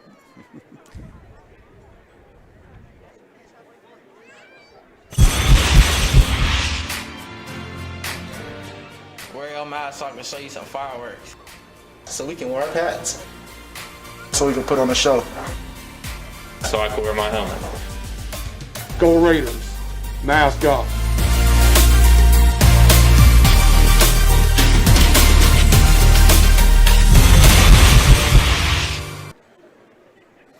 Hey, welcome back. Little PSA from our athletic department. Again, reminding our fans and spectators and everybody else that gets out and about around the school to make sure you're masked up to help stop the spread of this virus. And the better we can do that, the better we can hope to have our athletes get to finish out their season, as Eddie and I were talking about earlier. Try to give these kids some kind of normalcy and let them do the things that they really should be doing. Tom, absolutely. I mean, this virus doesn't spread itself. We spread it. So the more that we can do with our social distancing, as well as, wearing the mask and just, listening and following the directions of the public health officials, the quicker we're going to be able to return to a sense of normalcy. I'm selfish. I got a kid in school who's playing football, and nothing more exciting to be able to go out on Wednesday nights and watch the 7th, 8th grade team perform. The next day you watch the freshmen perform, and then we come and we find ourselves here on Friday nights under the lights, just returning to Friday night football. We've been through a rough couple months here, and something like this, the ability to be able to come out here and to enjoy these football games, support our young student athletes, nothing better than that. But these kids, they deserve the same quality of life that we all grew up with, and the only way they're going to be able to get that is if us as adults, we do what's right and we do what's right for them. So a big thanks to everyone for doing their part in contributing to us returning to some sense of normalcy here, specifically not only in Trumbull County but more specifically here in Warren, Ohio. Yeah, it's not just the athletes. My 3 children came through Warren schools. The youngest of them graduated last spring, and they were all in the band. So I know the passion and the joy that the band kids have, and that for them to come out and be able to perform at halftime, that means every bit as much to them as it does for these football players to come out and perform on the field during a game. So it's not just the athletes that we're talking about. Mm-hmm. It's the band kids. I know the cheerleaders work extremely hard. We've got a fantastic cheer squad down there, and they get to come out and do their thing. So, again, hopefully we can continue this and take it on into the winter sports season as well. Well, even beyond, we don't want to forget about the girls volleyball team. We don't want to forget about cross country, golf, all these kids, and the coaches. We can't forget about the coaches who take time away from their families to come out to to try to be a part of sculpting these young people's lives. Just hats off to everybody involved in this difficult time, and all of us working together to get through it. Carter finally helped off the field. And Harding back out for a 2nd down and 10. There's a handoff to McMillan. There's a handoff in the backfield, but McMillan gets up to the line of scrimmage, picks up maybe 2 on that play. He's going to bring up a 3rd down and 8. Yeah, left end came in untouched, got an arm out, but we talk about that once again. You know, you don't want to start going down on arm tackles and shirt tackles. Nice to see the junior run right through that first contact of that arm tackle, show that it's going to take more than that to take him down. Only a gain of 1, but great signs. If you're the offensive coordinator, the running backs coach, or the head coach, you love to see your running backs run through those arm tackles and shirt tackles at this level. Taylor steps back into the shotgun. Looks like McMillan is there to his left. Taylor looking over here. He's got Kurt Dorsey. Dorsey hit as soon as he catches the ball, but he hangs on. And that brings up a Raider 1st down at about a 11, 12-yard gain. Gets the ball out to the Raider 48-yard line where it's going to be 1st down and 10. Yeah, we talk about the offense and the run setting up the pass and the pass setting up the run. You know, they gave him a few plays, a solid run, solid run, solid run. Next thing you know, Taylor steps back, plants that foot, able to find the receiver for a nice 1st down. Dom Foster, the lone receiver down here on the near sideline. The handoff is to McMillan once again. McMillan pounds ahead for about 3 yards. Yeah, actually, that was Marjorie Williams, 18, got in there that time. Marjorie Williams on that carry. Strong run on 1st down. Yeah, you see him getting some other athletes the opportunity here to get some playing time. Ran into one of his blockers on that play. All that comes with time and practice of being able to really set your speed to the speed of the line, timing everything up. You can be the fastest running back on the team. It doesn't matter. You can't be faster than the offense in front of you. All that comes with time and timing.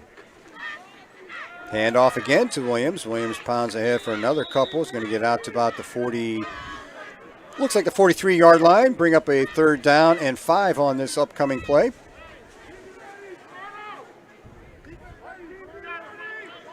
Williams is a pretty good size and shape for running back, 5'8", 185, a little bit of weight on him, a low center of gravity. Yeah, he's not tall in stature with the 5'8", but that 185, nice weight for him there as a junior. He's probably going to put on a couple pounds before he hits his senior year, and showing the ability to run north and south. Taylor looking over the middle, and a dangerous pass there by Taylor. Defense was converging. He was throwing off of his back foot. Possibly, I like the idea that he's a quarterback thinking pass first, but it looked like on that play, if he'd have tucked it, he had all the room he wanted in the world out there to that high side sideline. Throwing off the back foot right there. Lucky to get that ball back, put himself in a position to punt here on 4th and 5. looking for John Taylor on that last reception, just wasn't able to find him. Elijah Taylor in now to do the punting. They're going to call a false start. Center, I don't know, through all that conversation, it looked like he heard something. They're going to call a legal snap false start on the offense there, penalize the Raiders 5 yards. That'll make it 4th down and 10. Going to move the ball back to the 38-yard line. Still early in the third quarter, just under 9 minutes to play in the third quarter. Raiders on top 27-8 over the Bishop Sycamore Centurions.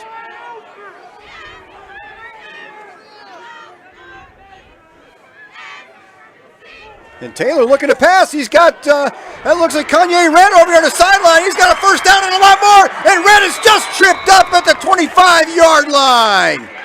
Tom, we've been talking about it all year. This is the first time I think we saw him pull it. I think against Austin Town, Elijah might have pulled that down once, but this is, I love this call.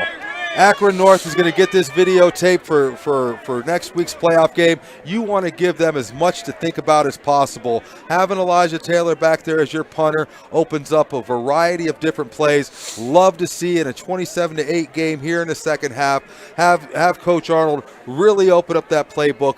Give these teams that are looking at these tapes in the playoffs, just give them one more thing that they've got to take 10, 15, 20 minutes during practice during the week to think about. First and 10, the That gives the Raiders a first down and 10 at the Sycamore 25-yard line. Taylor to Kanye Red on the fake punt on 4th and 10. And this time the handoff looks like again. This is Delmar McMillan back in there, powers it up to the 20-yard line. Yeah, right back to the run game, straight up the middle, really trying to just wear down that Sycamore defense here in the third quarter. You'll start to see him break them. As this game goes along and that offensive line just starts really putting its will onto that defensive line, you're going to start to see those runs get bigger and bigger. You know these guys got the speed to be able to score from anywhere on the field. I wouldn't be surprised if you see a 10, 20, 30-yard touchdown here over the next couple plays. Taylor rolls out to his left over the middle and in and out of the hands. I think, trying to see who that is over there. It looks like number 40, Quincy Brown. Looking for Quincy Brown again. Couldn't quite hang on to that one. Brings up a 3rd down and 6 at the 21-yard line. Yeah, the corner, Xavier Canede, almost found himself in position there to slide up in front of that pass. Elijah Taylor, last couple passes he's thrown, the one off the back foot, that one there, he tried to sneak in. Very fortunate to get the ball back to the offense there. Taylor Red and Burgess up on the top side. Dom Foster down here on the near sideline. Screen over the middle. That is Delmar McMillan. McMillan gets it inside the 10-yard line. It's going to be 1st and goal, Harding. Yeah, another great play there. Once again, taking advantage of the aggressiveness of this Sycamore defense. You know, they teach you there's no such thing as a free lunch, but very hard as a defensive lineman to discipline yourself to that. Allow those defensive linemen to come in, allow those linebackers to rush. He's got the blockers out in front of him. He had the vision, able to make a couple left and right turns there, get himself upfield. Great play, 1st and 10 inside the Sycamore 10-yard line. 1st and goal at the 7-yard line. The handoff once again to McMillan. This time McMillan is dragged down in the backfield. We'll see where they mark his progress. Looks like he's going to lose a few on that one back to the 10-yard line.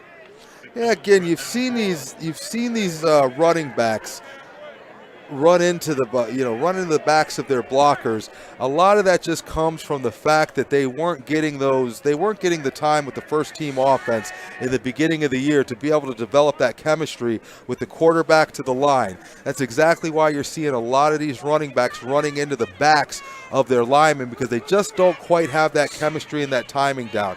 These are the type of games where you really want to get that in place as you move into this 7th week of the playoffs. McMillan at tailback and Marjorie Williams in at fullback behind Elijah Taylor. Taylor with the pitch to McMillan around that left end. Millen cuts it up, gets it down to about the 5-yard line. It's going to bring up a 3rd down and goal at that point. Looks like they're going to mark it at the 6th. 3rd and goal at the 6 for Harding. Another nice hard run. He took that pitch. A lot of times at this level, you see the running backs trying to out-sprint everybody to the sideline. These running backs have been coached well. You see he puts that foot into the ground, gets those shoulders parallel, able to end up with another 3-4 yards after the first initial contact, strictly because he was running hard north and south. And if you don't get anything here, you make it that much easier for Jake Doherty to come in and put 3 more points on the board.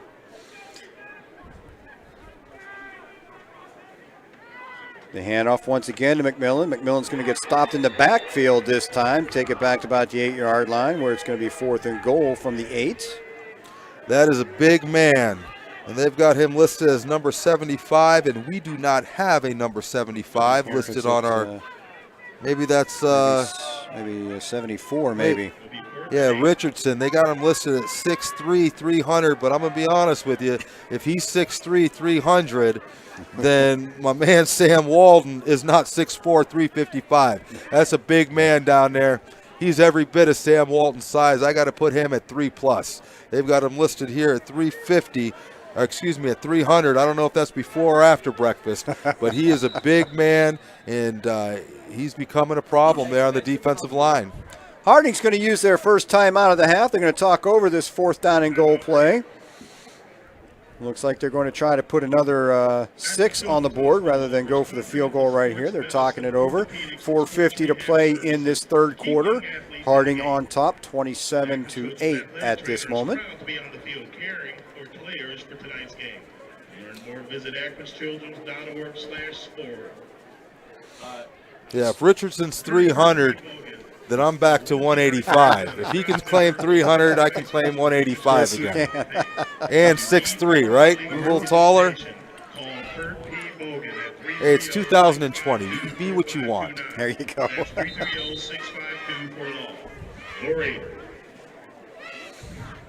I'll send another shout out again to my teaching colleagues out there. Again, usually they've got a nice group over here at the stadium, but with COVID and seating restrictions, I know there's a bunch of them at home watching tonight, so shout out to all of them, and indeed any of the other teachers in Warren City who are out there cheering on our Raiders from the comfort of their living room this evening.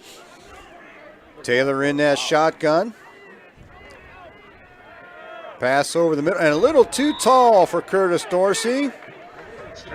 Raiders are going to turn that one over on downs, and that's the good news is that's going to pin Sycamore way back on their 8-yard line, and they have not had a whole lot of success playing out of the shadow of their end zone. Well, we talk about the halftime adjustments. I mean, Sycamore, for all of the drives that Harding's had, I mean, it's been a bend-don't-break defense. Harding's had 2 opportunities here. Sycamore's been able to hold them out of the end zone to keep that 27-8 deficit. But the Harding defense, as they have all year, have shown up and been able to put a stop to the Sycamore offense. You know, speaking of Sam Wallman, I see him down here without his pads on. Hopefully he's just finished for the night, possibly with the big lead we have here, and resting him up and keeping him healthy for next week. And a little bit of chippiness going on down there in the secondary on that play, so get that under control really quick. We don't need emotions to flare up right now. No, you know, it's 27-8, but once again, the score is not indicative to the game. Harding's been in total control here, but do love to see the fight of this Sycamore team who's traveled up here from Columbus to compete with the Raiders tonight. Low snap. McClendon digs it out of the dirt. Hands off to Stevens. Stevens breaks through the line of scrimmage and powers ahead for what looks to be another Sycamore first down. Gets that out to about the 28-yard line, and they are signaling for the chains to move, so it is indeed a first down for the Centurions. Nice run there by Dorian Stevens up the middle. It looks like the team out of Columbus is starting to sense some urgency here, starting to get that offense moving a little faster. One of the only first downs that they've seen here in the game. They're trying to keep this momentum going here with limited time left here in the third quarter. This time Stevens in motion, and there's a screen pass out to Dorian Stevens. Get on that. And the referees blow that one dead. That was awful close to a backwards pass. They're going to call it incomplete. Stevens can come up with that screen. Yeah, that's the third or fourth time we've seen Sycamore try to run that screen play. Don't see a lot of blocking. You know, they call them screen bubbles. Usually that bubble consists of the blocking of the wide receivers. Their wide receivers just aren't able to match up with those corners. Corners are able to use their athleticism to get through those blocks. Really hasn't panned out for Sycamore trying to run those bubble screens all night. Second down and 10 for the Centurions, still at their 28-yard line. McClendon trying a long, hard snap, trying to gain some yards off encroachment, doesn't get it. And a little bit of confusion in the backfield, and that's going to result in a sack and a big loss. McClendon turned one way, the running back went to the opposite way. He turned the hand off, there was nobody there. The running back was behind him. Yeah, busted play there, tried to make the most of it out to the right-hand side, but the defensive end was there to put a halt to anything there. Going to bring up another unfortunate for Sycamore, a familiar place, 3rd and long here with 3rd and 15.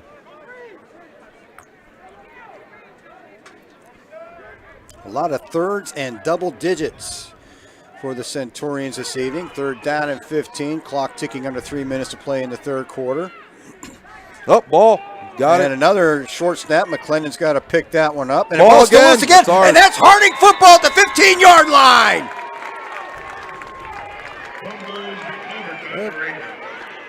Couple fumbles on that play there. Second one quarterback wasn't able to come up with. Harding's going to take over here deep in the Sycamore territory after what looked to be one of the most promising drives that Sycamore had all night with some success on the ground. That's all going to come to an end here with that fumble. McClendon's had to bend down and dig those snaps up all night long. That shotgun snap has been at his ankles since the beginning of the ball game. He's had trouble with that, and it's just destroys their timing on just about every play they have. You know, we've seen that all night. You're absolutely right. Those low snaps throw the timing off to the running backs, to the blocking of the offensive line. I would assume at this point that they're not comfortable with going under center. That's the only reason they stay in the shotgun. Yeah, it looks like Elijah Taylor may have taken a seat for the evening. I'm trying to see who that is. Is that number, I think that's number 16, Trevor Allen, in handling the quarterbacking duties. So unless something unexpected happens, I think Elijah Taylor is going to get an early evening. Yeah, as we got a minute here between plays, want to give a shout out. I see the Mayor Franklin of our city, Warren, Ohio, him and his son, Jamal Franklin, enjoying the game with everybody else out there.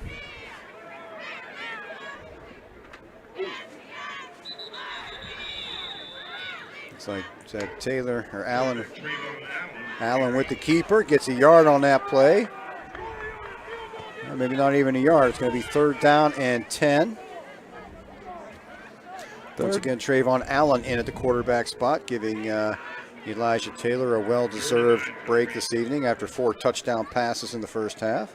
Looks like they're about 32 yards here, probably right on the cusp of where they're comfortable with Jake Doherty from the field goal range. But 3rd and 9, Raiders are going to look up to pick up some more yards. Allen keeps that one. Allen gets a little bit of running room. Doesn't quite break that loose. Gets it up to about the 12-yard line where it's going to be 4th down and 6, it looks like. Let me tell you something. Regardless of what the score is, this Sycamore team has not been giving up. I don't know what you can see on TV or what you can hear, but this Sycamore team, they are flying to the ball. You can hear those pads cracking out there. Regardless of the score, there has been no give up in this team from Columbus. Yeah, and it looks like Jake Doherty is going to set up for, looks like about a 30-yard field goal attempt. He's got that ball spotted at the 20. We're going to see if Doherty can put one in from 30 yards out. Kick is up. And it is good, and Jake Doherty connects from 30 yards out, and that makes the score Harding 30, Bishop Sycamore 8 with 42 seconds to play in the 3rd quarter. Yeah, nice to see Harding be able to jump up early here, be able to get some of these younger players in the game, get them some of that varsity experience. It pays off, you know, as you go through your season. There's a mantra of next man up. That's no disrespect to the starter. That's just the reality of football. You got to be ready. So having some of these games where you're able to jump up on teams, get some of these underclassmen the time in, all that does is prepare you for later in the season if a guy goes down to injury, and prepares you for the next season coming by having players that when they get out here and those lights come on and they see the band and the cheerleaders, they're not intimidated by it because they've had that experience at a young age. It's just old hat to them. So these games, even though they're blowouts, some of the most important games of the year because it really, really provides for the growth of your program moving forward.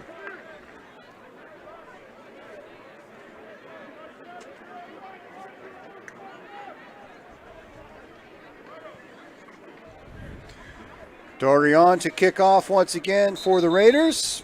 Just connecting on that 30-yard field goal to put the Raiders up 30-8. It's a high, short kick fielded. Oh, and it's mishandled there. Now it's fielded back around a 14. That's number 26, Jaquan Billups-Clark, trying to find some running room. Winds up all the way back at the 10-yard line. Talk about that lane integrity. Started on the right, sprinted to the left, sprinted back to the right, but that lane integrity, the discipline, doing what you were taught in practice, maintaining those lanes is what makes it so plays like that don't end up in the kick returns.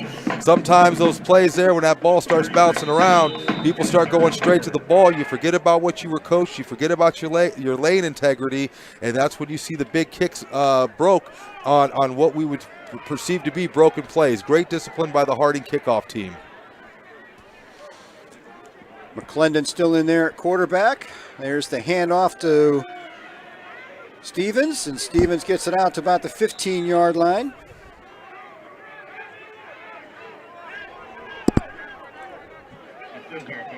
You can hear the Sycamore sideline yelling, trying to get their players to hurry up, get every play they can here. There was clock ticking down in the third quarter, 6 seconds, 5 seconds.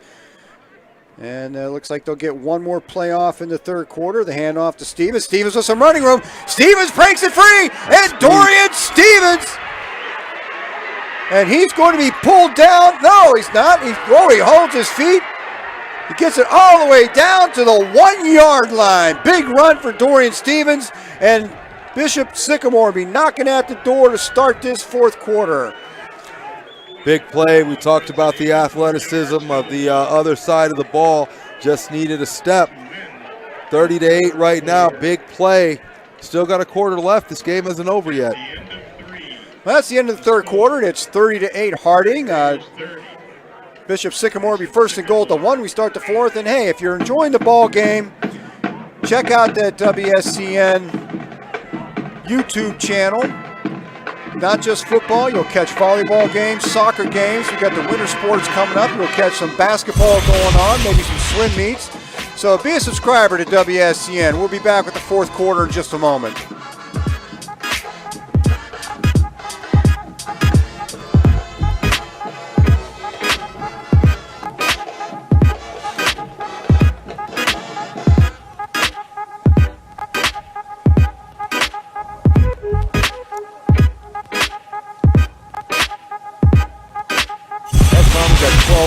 Go here.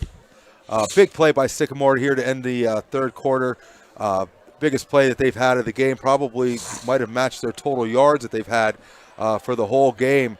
We know we've got some of the younger players coming in here on the offense and defensive side of the ball here for Harding, but the coaches, no doubt, are telling the players, finish strong.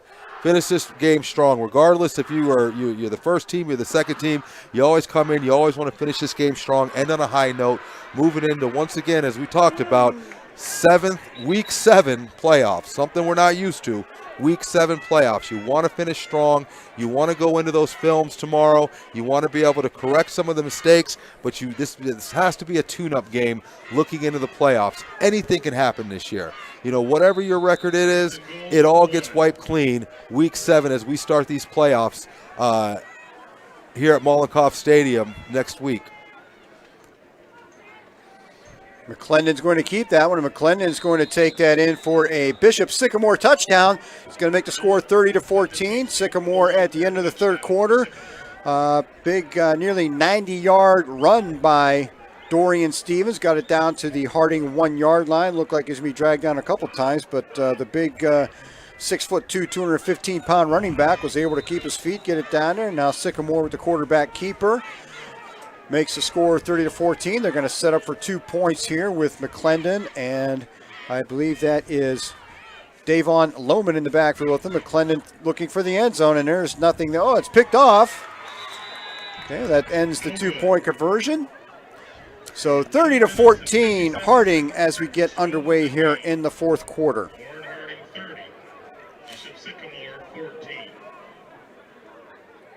Yeah, interesting choice there by Sycamore. Not sure. They may not be comfortable, may not have a place kicker there. Interesting to see that they chose to go for 2 there.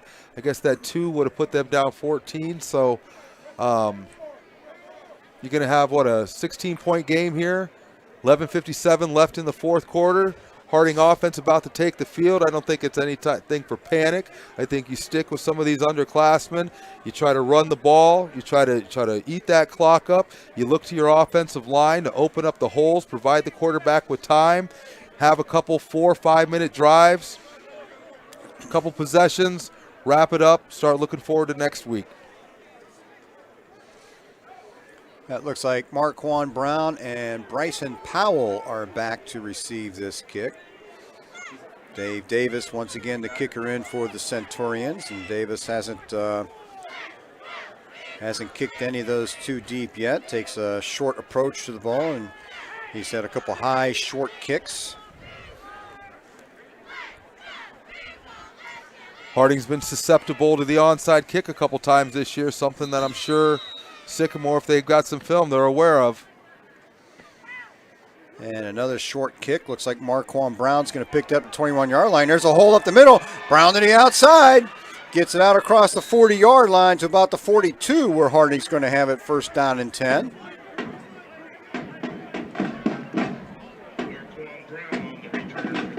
I think this is where on the sideline you have a talk with that offensive line. You put a lot of this on them. You tell them we want a 5-minute drive here. We're looking for you to open up some holes. We're looking for you to create those running lanes. We're looking for you to protect the quarterback. Good 4 or 5 minute drive, 10 plays. Really eat some clock here. Really establish your dominance over your opponent. Harding going to stay with Trevor Allen in at quarterback. It looks like a different running back in there. I have to try and catch that number. I'm not sure that's someone we've seen yet tonight. Number 48's the running back. He gets the call. 48, that is Ja'Shawn Henderson. Gets it back to about the line of scrimmage where it'll be second down and 10. Ja'Shawn Henderson, another junior, 5'8", 170. Looks like we got a guy down here for Sycamore. Tried to hold on, but overcome by the injuries. They're going to bring the trainers out. Looks like 25, looks like Miles maybe? Carter. He was the one who went down earlier, and they spent a lot of time getting him worked on. That was Miles Carter, who was down earlier with the cramp. He's back down again. And they're stretching that right leg out once again. Actually stretching both his legs out, it looks like. They got them both up in the air. Another young man for Sycamore with good size, listed 6'2", 230 at a linebacker position. That's D1 college size right there. You know, one of the things that Coach Arnold, I'm sure he's well aware of, Sycamore doesn't have a big sideline.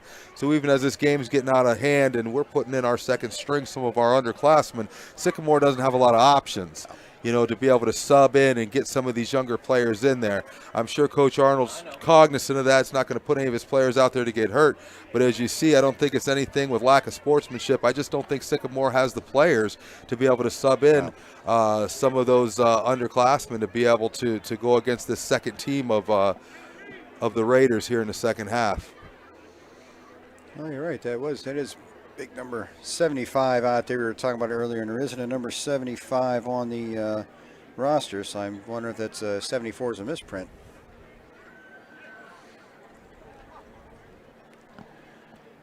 $11:25 to play in the ball game.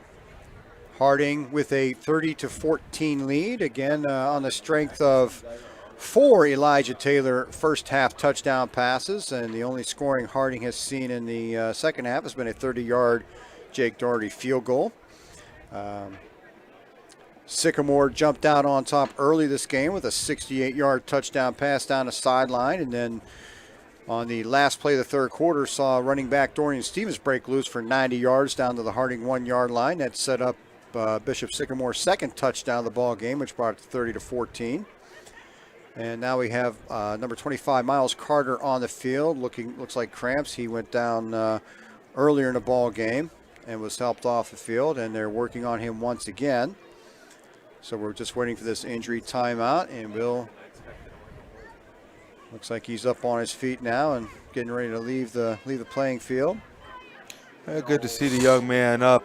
You know, before this game, Tom, phone calls, text messages, personal conversations, and all kinds of questions about, you know, this team coming in. Real mystery. We saw their opponents and who they played, and so that 0-4 kind of went out the window when we saw the type of competition. Looked at their last year's schedule, playing some of the biggest teams from states from around northeastern part of the country. So they're definitely battle tested. Wasn't sure how this was going to go. Real proud to see the performance that the Raiders put in on such short notice. And I think that right end is lined up a little bit too far, and that's exactly what we have, encroachment. Number 97, Rico Wethington, got a little bit too close to the line of scrimmage that time.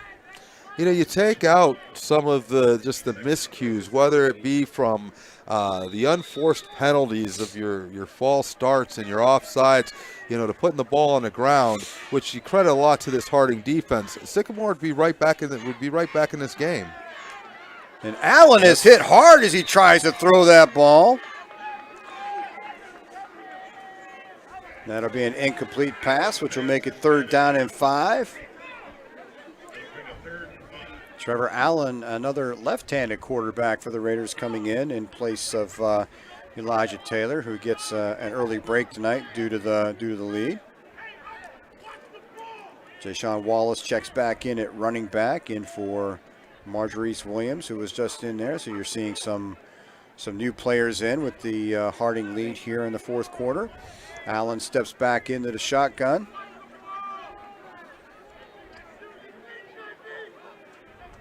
And this time Allen keeps it up the middle. He's got a little bit of running room, gets it out close to a 1st down. I think they're going to spot him just a little bit short, maybe a yard short the 50-yard line. 4th and 1 coming up. Be interested to see what Coach wants to do here on the 50-yard line. Half yard, looks like they're going to go for it.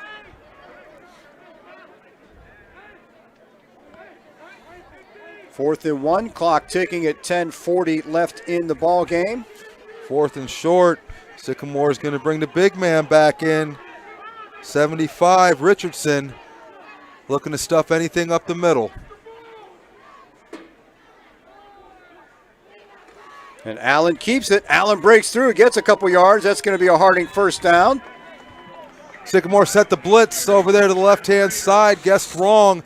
Harding ran over to their left-hand side. Sycamore rushed on the right-hand side. He was able to break through quick, but Harding able to run to the other side of the ball, able to pick up the additional yards.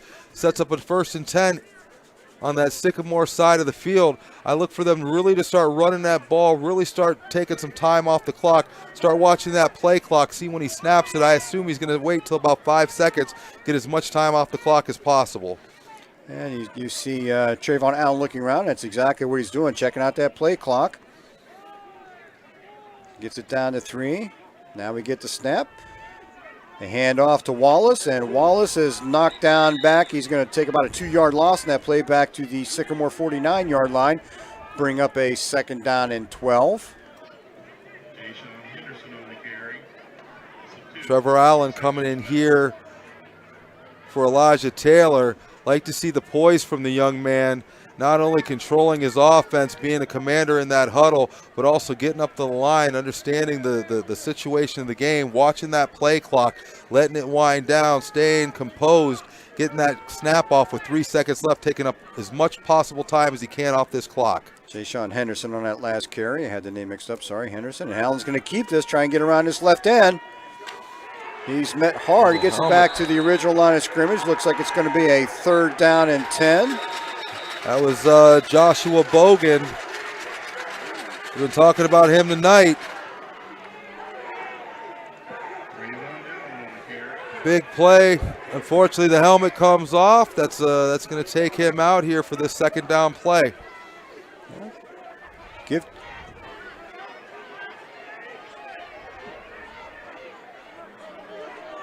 We got a shout out to Sean Mackey watching the ball game tonight, and Sean Mackey is up in Anchorage, Alaska. So a wide range of viewership. I know my brother out in Arizona is watching tonight as well. So we are countrywide this evening.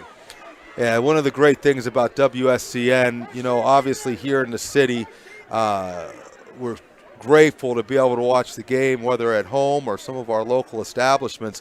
But WSCN on YouTube, this is the World Wide Web. It's going to give you the ability to, wherever you are, not only just in the country, but in the world, to be able to tune in to watch these Raiders. We know not only is Warren G. Harding known for its athletic programs, but it's also for its academics. And we have sent people all over this world that have graduated for Warren G. Harding. So just a big shout out to WSCN for giving that opportunity for alumni, not only just around the city and around the country, but around the world, to be able to tune in and enjoy the Raiders play here on Friday nights. Yeah, I mentioned my brother out there, so I sent a shout out to my brother Joe out there in Sun City. I tell you what, a lot of got to give it up for Trevor Allen on that last play. Took on big 6'2", 240-pound Josh Bogan on that sideline, and I think he came out ahead on that one. Yeah, he he did what he had to do. He got around the corner. He took the hit. I mean, it's football. 3rd down and 10. Allen looking to pass, gets this one off over the middle. He's got a man open. Oh. In and out of the hands. Looks like possibly 9. that's Kanye Red over there. Couldn't quite come up with that one. Yeah, great read by the quarterback there. Saw Red down the seam, wide open, was able to exploit a spot there in the zone defense. Made a great adjustment with his body on the ball, just unfortunately wasn't able to come up with it. He had nothing but green between him and Laird Avenue there, Atlantic Street. I think he was looking to the end zone before he brought it in. Going to bring up a 4th down here for the Raiders. Sycamore is going to use a timeout on this play as Harding sets up the punt on this 4th down and 10. 8:40 to play in the contest. 30-14 Harding lead.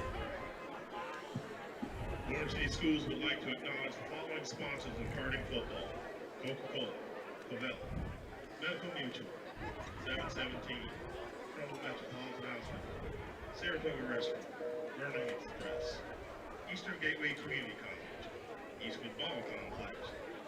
As we have a moment here as they call the timeout, Tom, I think we talked about it a couple weeks ago, and once again, just can't say enough about the production and the fact that Warren City Schools has put WSCN in a position to offer this free. I know a couple weeks ago we were up at Massillon. I believe that game was $10. And for Warren City Schools, just a big shout out to them for being able to provide this great broadcast for free to all the fans of the Raiders. It's a nice high punt for Taylor, and Taylor's going to get that on. Oh, and a nice play down there. Great play by that punt coverage team to get that ball down around the 5-yard line. Yeah, great awareness of where he was there. You got a lot of second-team players in here, so you're looking at some of the underclassmen. Great football knowledge, great awareness of where he was on the field. Makes his punter look really good there, being able to put that ball down on the 5-yard line, giving Sycamore the short end of the stick here, 95 yards away from their goal. You talk about WSCN and be able to do this. And it's not just the COVID situation. I had a post on social media last week from a lady who follows it and speaking of a relative with a physical disability who simply can't come down to the stadium. So to put this out there for those people who like to follow the sports but they just simply can't physically be here, it's just a nice thing to have for those folks out there. They enjoy it, and they've been very vocal about that, so we appreciate that. Oh. The whistle on the play, which is good for Sycamore. Bad snap. We have a flag. Yet another one. False start, looks like. It looks like that's going to go against Sycamore. Another false start play. Take them back to the 2.5-yard line now, where it's going to make it 1st and 12. Sycamore coming out of their end zone. Yeah, unfortunately, we don't have the stats up here with us, but they are just compiling the penalty yards right now.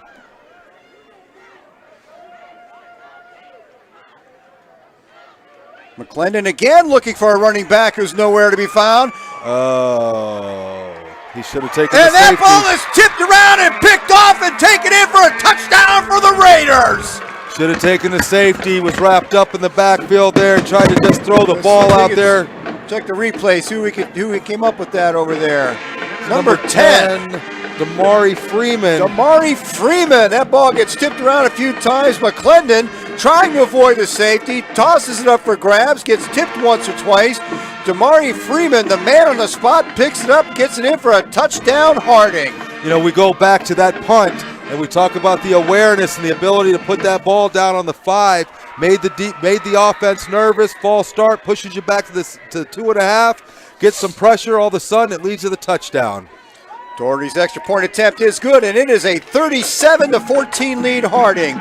And how many times have we seen tonight the Sycamore quarterback turn and there's just no one there. The running back has gone the other way. Yeah, there's a lot of confusion over there on the Sycamore side. You know, it's shown by the penalties, whether it's the delay a game, the offsides, the lining up in the neutral zone, the false starts. But once again, not seeing a lot of chemistry there in the backfield. That's probably the third or fourth time we've seen the quarterback turn one way, the running back go the other, and he's kind of out there just fending for himself. You're not going to get away with that with a defense like the Raiders have here in 2020. They're coming with blitzes. They're getting pressure from their front four. You see it right here. You see all those black helmets around that ball. That could have been picked off by a number of people. But once again, all goes back to that special teams play that was able to get them down there on the 5-yard line that contributed to that easy touchdown here for the Raider defense. Yeah, hats off to Damari Freeman being right there, and that ball tipped around. Damari Freeman able to corral it in and get it in the end zone for another Raider touchdown. 8:19 to play in the game. Doherty set the kick. This ball is going to be fielded down here at about the 18-yard line by one of the up people. That's number 6, and a nice return out to about the 38-yard line. Looks like number 6, Quincy Talmadge, bringing that ball upfield for the Centurions. Now you got a situation here for the defense. A lot of these guys haven't seen a lot of this playing time. Defense there with that turnover that led to the quick touchdown. They're right back on the field. We'll see what kind of conditioning they're in as they come back on the field to defend this Sycamore offense with 8:10 here left in the fourth quarter at Mollenkoff Stadium.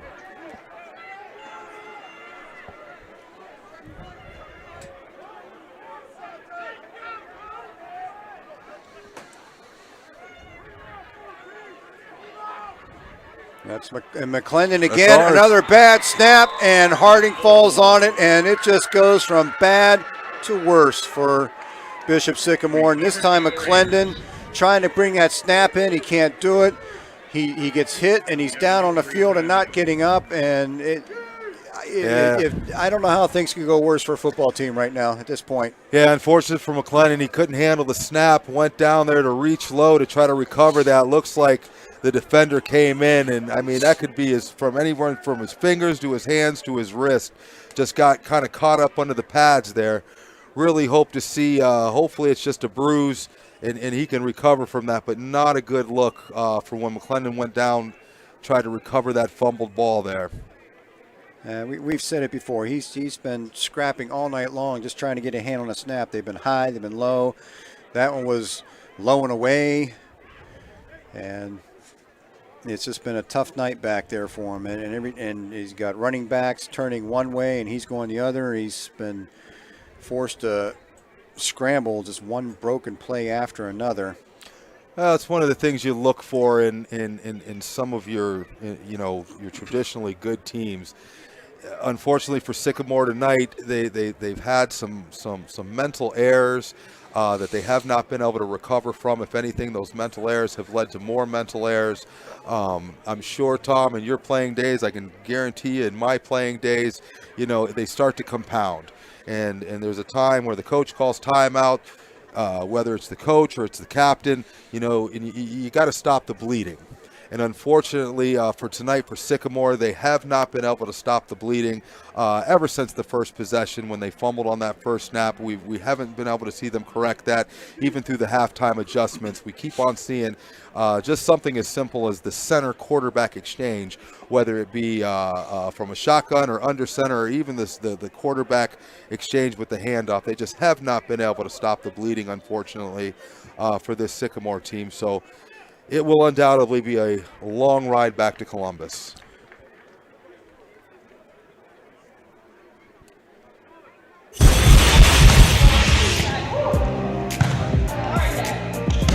I want to have a senior night. I want to go on a senior Inspire Minds trip. I want to have a chance to prove that the girls' soccer team can beat Howland. I want to be able to score a goal this season. To experience my senior year with my teammates. I want our Friday nights under the lights.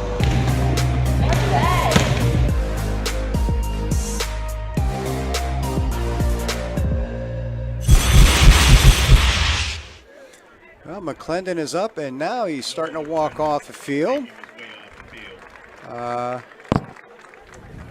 Looks like they're actually going to bring him over to this sideline. Looks like he's holding that left arm very gingerly, so that could be a shoulder, collarbone situation. They're going to bring him over here and have our trainers take a peek at him.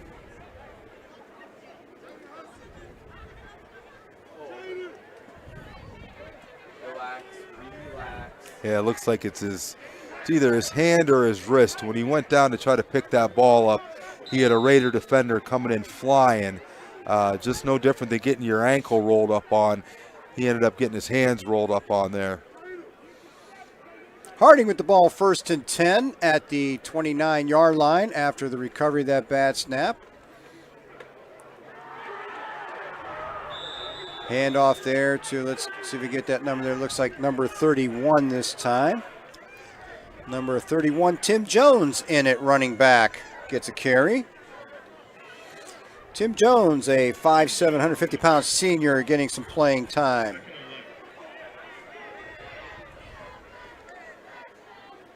Jones stays in the ball game. He's going to line up there. He's going to line up to Allen's right. Loss of about a yard in the play. Make it 2nd down 11 back at the 35-yard line. Jones gets another shot. Jones again hit at the line of scrimmage for no gain. Yeah, difficult position here for the offense. You've got some of your underclassmen in here. They know that you're not trying to run it up on them, so they can kind of pin their ears back knowing that you're going to keep the ball on the ground. Puts the offense at a real disadvantage. But this is where, once again, like I said, this comes down to the lineman. The lineman making a decision to say, listen, it is what it is. I'm going to beat the man in front of me. We're getting yards. We're going to run this clock out. So 3rd and 11, find themselves in a difficult position, but could be 4 down territory here. 3rd down 11. Allen's going to try to keep this one, and Allen's going to be brought down the backfield for a loss of about 2 more. Brings up a 4th down and long. Still down there at the Sycamore 37-yard line. It's 4th down and about 13. Yeah, looks like they're going to bring the punt team out here, try to keep that ball out of the end zone, as they did last time to pin Sycamore back deep. We talked about it. Sycamore doesn't have a lot of people, so they're not, obviously don't have a lot of reserves to bring in. So, we've got our 2nd and 3rd team linemen come out there who might be a little bit smaller, and you still got, some of those Sycamore linemen are pretty big guys over there. Yeah, pretty big guys, and at the same time, to them, they're still playing. Yes. This is still their season. There's still some pride. They still got pride, so they're going to go into the whistle. And so, like we talked about, next man up. I don't think there's anybody out there that's scared. This is just a great opportunity to get them some varsity action here under the lights. I can tell you, as an underclassman, when I played, you dreamed about this. I didn't care if it was the 1st team, 2nd team, 3rd team. I was going to go out there and try to prove to the coach that I deserve to be out there. And I don't expect anything less than the players that we see down there now. So 5:50 left. They all got something to prove, from Sycamore to these 2nd and 3rd teamers on the Harding offense and defense. Taylor's punt goes out of bounds at the 25-yard line. Number 0, Tay Lowe in at quarterback, and he hands that off to Lohman. Lohman gets the carry out to around the 30-yard line. Good discipline by one of the Sycamore linemen there. Looked like he was set up for a block in the back. He was disciplined enough to hold off on that block, able to get his running back out here around the near side for a gain of 4 to bring up a 2nd and 6.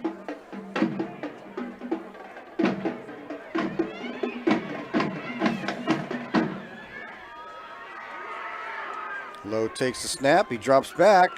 He's going to try to keep this one, but he's under a lot of pressure back there, still trying to get around. He does get back almost to the line of scrimmage. He's going to pick up maybe 1 yard out there to the 30-yard line. Brings up a 3rd down and 5. Lowe was facing a big loss, managed to get back and get a yard out of that. Yeah, I really like to see that late in the game. Game's well in hand, but very positive to see no quit on either side of the ball here. This time the handoff is to Lohman. Lohman's going to be short of the 1st down by a couple. Brings up a 4th down and 2 at the 33-yard line. Needs to get out to the 35. And I think at this point in the game, looks like Sycamore is going to go for it, try to keep the ball a little bit longer here. Yeah, undoubtedly. Big play for this defense here as they try to get a player off the field.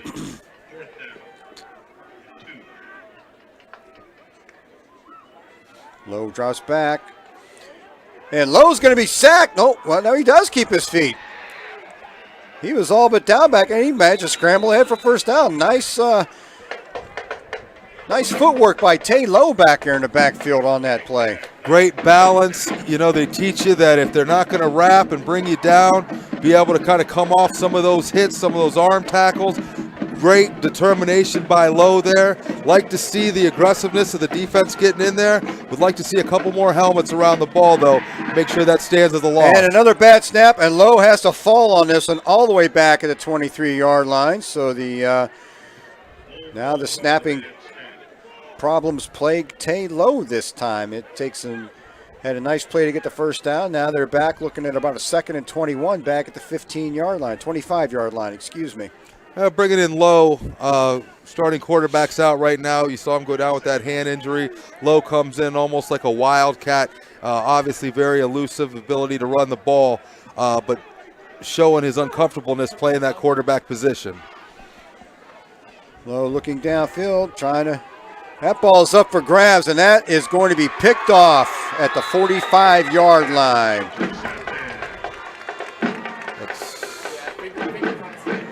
41 maybe? That was, that's John Taylor, 81. John 81. Taylor on that pickoff that time. Pick up the number down there. Lowe had a lot of time to sit back and throw the ball, had no receivers open, finally threw it up for grabs, and John Taylor comes up with the interception for the Harding defense. Yeah, bought himself some time rolling out there with his speed, ended up throwing it up. You can see he had a host of Raiders over there. Looked like they had a over-the-top coverage there with the safety. Corner found himself in the right position, perfectly played. Sandwiched the receiver there. Corner was able to go up there, do exactly what he was told to do, come down with that interception. Beginning of the year, we saw a lot of those balls being batted down. I talked to Coach Arnold, and he expressed the idea that he's happy that they're in the right position. He's happy they're making a play. But those batted balls, they need to turn into turnovers. Every time you bat one of those balls down and you don't get the turnover, you just give the offense another opportunity to score against you. Something we saw against Benedictine. A ball that was batted down that could have very well been intercepted, possibly a pick six, was batted down. Next play, Benedictine was able to score on a touchdown and really put that game out of range for the Raiders. So great to see the defense coming alive this game. Those defensive backs stepping up, not just being in position to make a play to knock the ball down, but also getting their hands on it, controlling that ball, getting it back to the offensive side of the ball for the Raiders. It's like dropping a pop fly, giving the batter another swing. You never want to do that. Don't give them extra outs. Don't give that offense an extra play that they shouldn't have gotten. Raiders take over 1st and 10 at their own 45-yard line.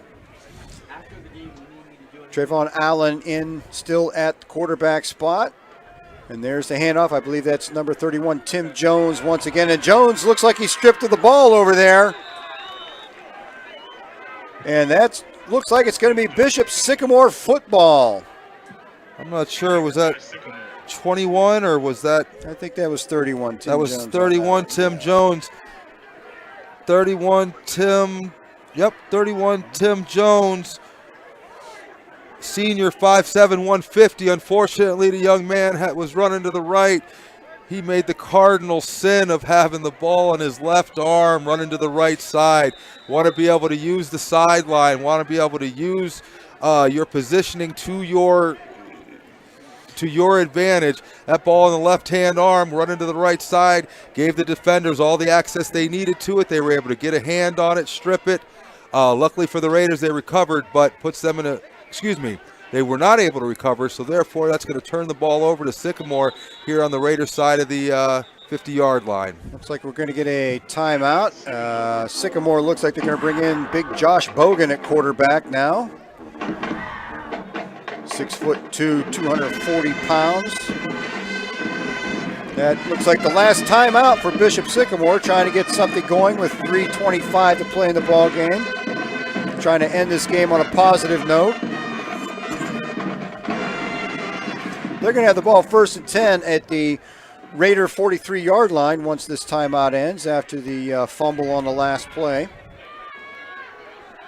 Minimal time left, 3 minutes here in the fourth quarter. I think you still want to see the defense step up no matter who's on the field. Want to keep them out of the end zone. Want to end this on a high note as you talked about before.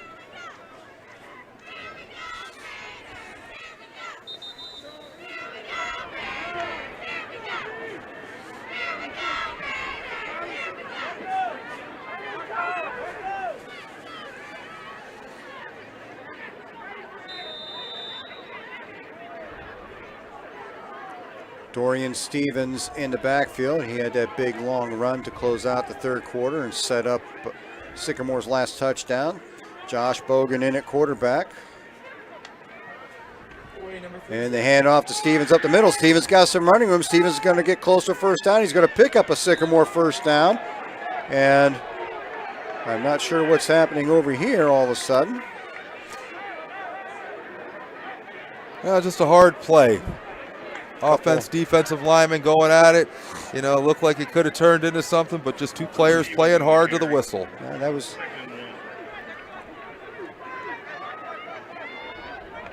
good to see him playing hard, getting up, heading back to the line of scrimmage. Nothing further going on.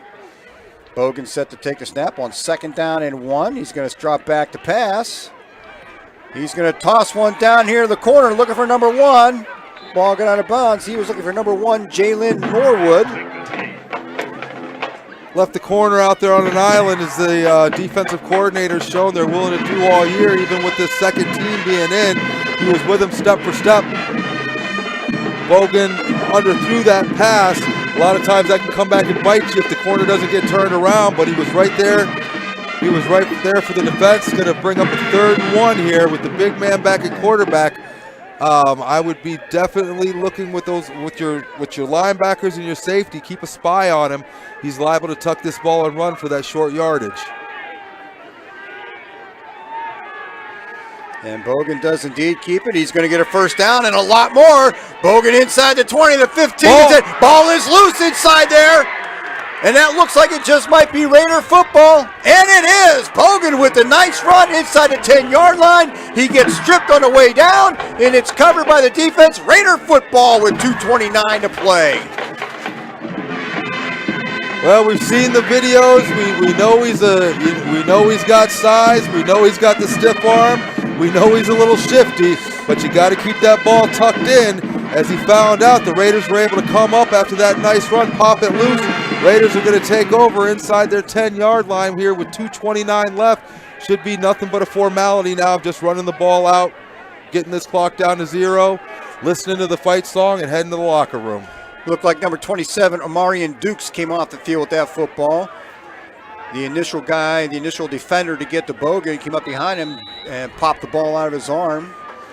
But it is Raider football at their own 6-yard line with 2:29 to play, and Bishop Sycamore all out of timeout. So run a few plays, let this clock wind down, maybe grab another first down here if we can, and head for the showers.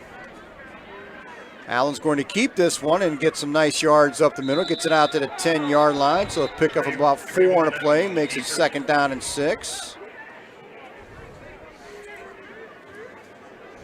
So we've got a flag down.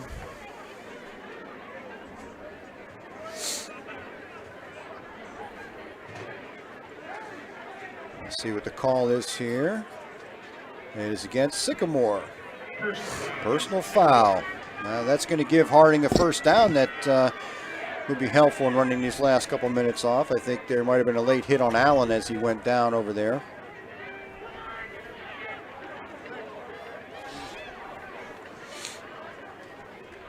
.221 to play in the ball game as the officials march off the personal foul penalty. That's going to move the ball out to the 25-yard line where the Raiders will have it 1st down and 10.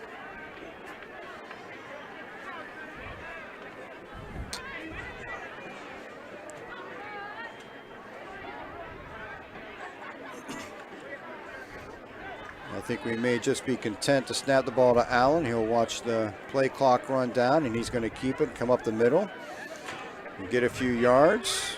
We're under 2 minutes to play. Looks like Allen got about, looks like they give him about 2, making a 2nd down and 8 coming up, maybe 3 yards for 2nd down and 7. Yeah, to keep that ball on the ground, run some clock here. Sycamore is out of timeouts. Want to get out here with any further injury. Right now, we haven't seen the big man from the defense, Big Sam Waldron. We haven't seen him return here in the second half. Been on the sidelines with the shoulder pads off. Hopefully, it's just something precautionary going into next week, and we'll see him back there in the middle controlling that line of scrimmage. 2nd down and 7 at the 28. This time, had the handoff here. Try and pick up a number on that. That is number 48. Ja'Shawn Henderson with the carry on that play. Picks up a yard, makes it 3rd down and 6. It's Tawan Spicer. We got him listed as 6'1", 265. Like I said, I don't know how this is coming across your screen, but I can tell you where we're here from where we're standing. This Sycamore team, regardless of the score, they came to play. They're out there laying the wood without a question. You can hear some of these cracks up here in the booth.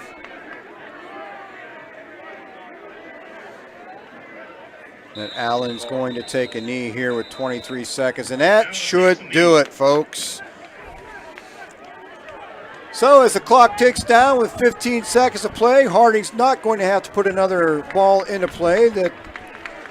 And we're going to walk off with a 37-14 win. Harding's going to improve to 3-3 as we head into the playoffs next week against Akron North. The Bishop Sycamore Centurions are going to fall to 0-5 on the season. I'm not sure what next week holds for that ball club down in Columbus. And the victory fireworks, you can hear them in the background and see them on your screen. What a nice picture from our drone right there over the top of Mollenkoff Stadium. You know, you look at that shot as we end the game, and I just, once again, I can't say enough about the WSCN production and the quality that they bring to these Friday nights. Just, you know, when the lights were brightest on WSCN because of this COVID, they've definitely stepped up to the challenge. This isn't just something that is, hey, we got something to watch. This is honestly, this is a great opportunity. Whether it's, as we mentioned before, you're out of the state, you're out of the city, you're out of the country, possible disability, whatever it is that's causing you not to be able to come to the stadium. WSCN and the whole crew have just provided a phenomenal outlet for us to be able to enjoy these games on Friday night. And Raider Nation, it's not over yet. Next week, the Raiders in the round 1 of the Division II playoffs play host to Akron North. And yes, WSCN will be on the air. We will be bringing you all that playoff action. Eddie and I are both greatly looking forward to it. It's going to be a first for us to bring some playoff games to you. So we certainly appreciate the OHSAA allowing us to do that with the limited seating capacity that we have right now. And again, a lot of kudos to Fred Whitaker, Frank Bozak, and their talented crew of students for putting this podcast together. It gets better and better every week, Ed. Yeah, and I can't say it enough. I mean, we've been doing this here now for 3-4 years, and every year the production just gets better and better and better. And with this year, with the inability to be able to put people in the stands, this is more than a viable option. I mean, this is something to be proud of. I'm looking at the shot of the screen now. Beautiful Mollenkoff Stadium, the lights, the field, the drone. Just a very, very professional production that not only the adults and the instructors, but big shout out to all the students that make this possible, allow you and I to come on here and talk about football on Friday nights. Well, I think that's going to do it for us, guys. We certainly appreciate you hanging with us tonight. Harding, 37-14 victors over the Bishop Sycamore Centurions. Replacement team coming in since Akron St. Vincent St. Mary's decided to pull out of tonight's game. So beautiful, beautiful, crisp fall night. The moon's up here. We can see the drone flying around up there, bringing you that shot you're seeing on your screen right now. And again, what a fantastic view that is. So until next week when we play host to Akron North, we'll see you again in the playoffs. So, Eddie, always pleasure working with you. I think it's time we step out and let these folks enjoy their Friday night. Always a pleasure, Tom. All right, good night, Raider Nation. We will see you next week.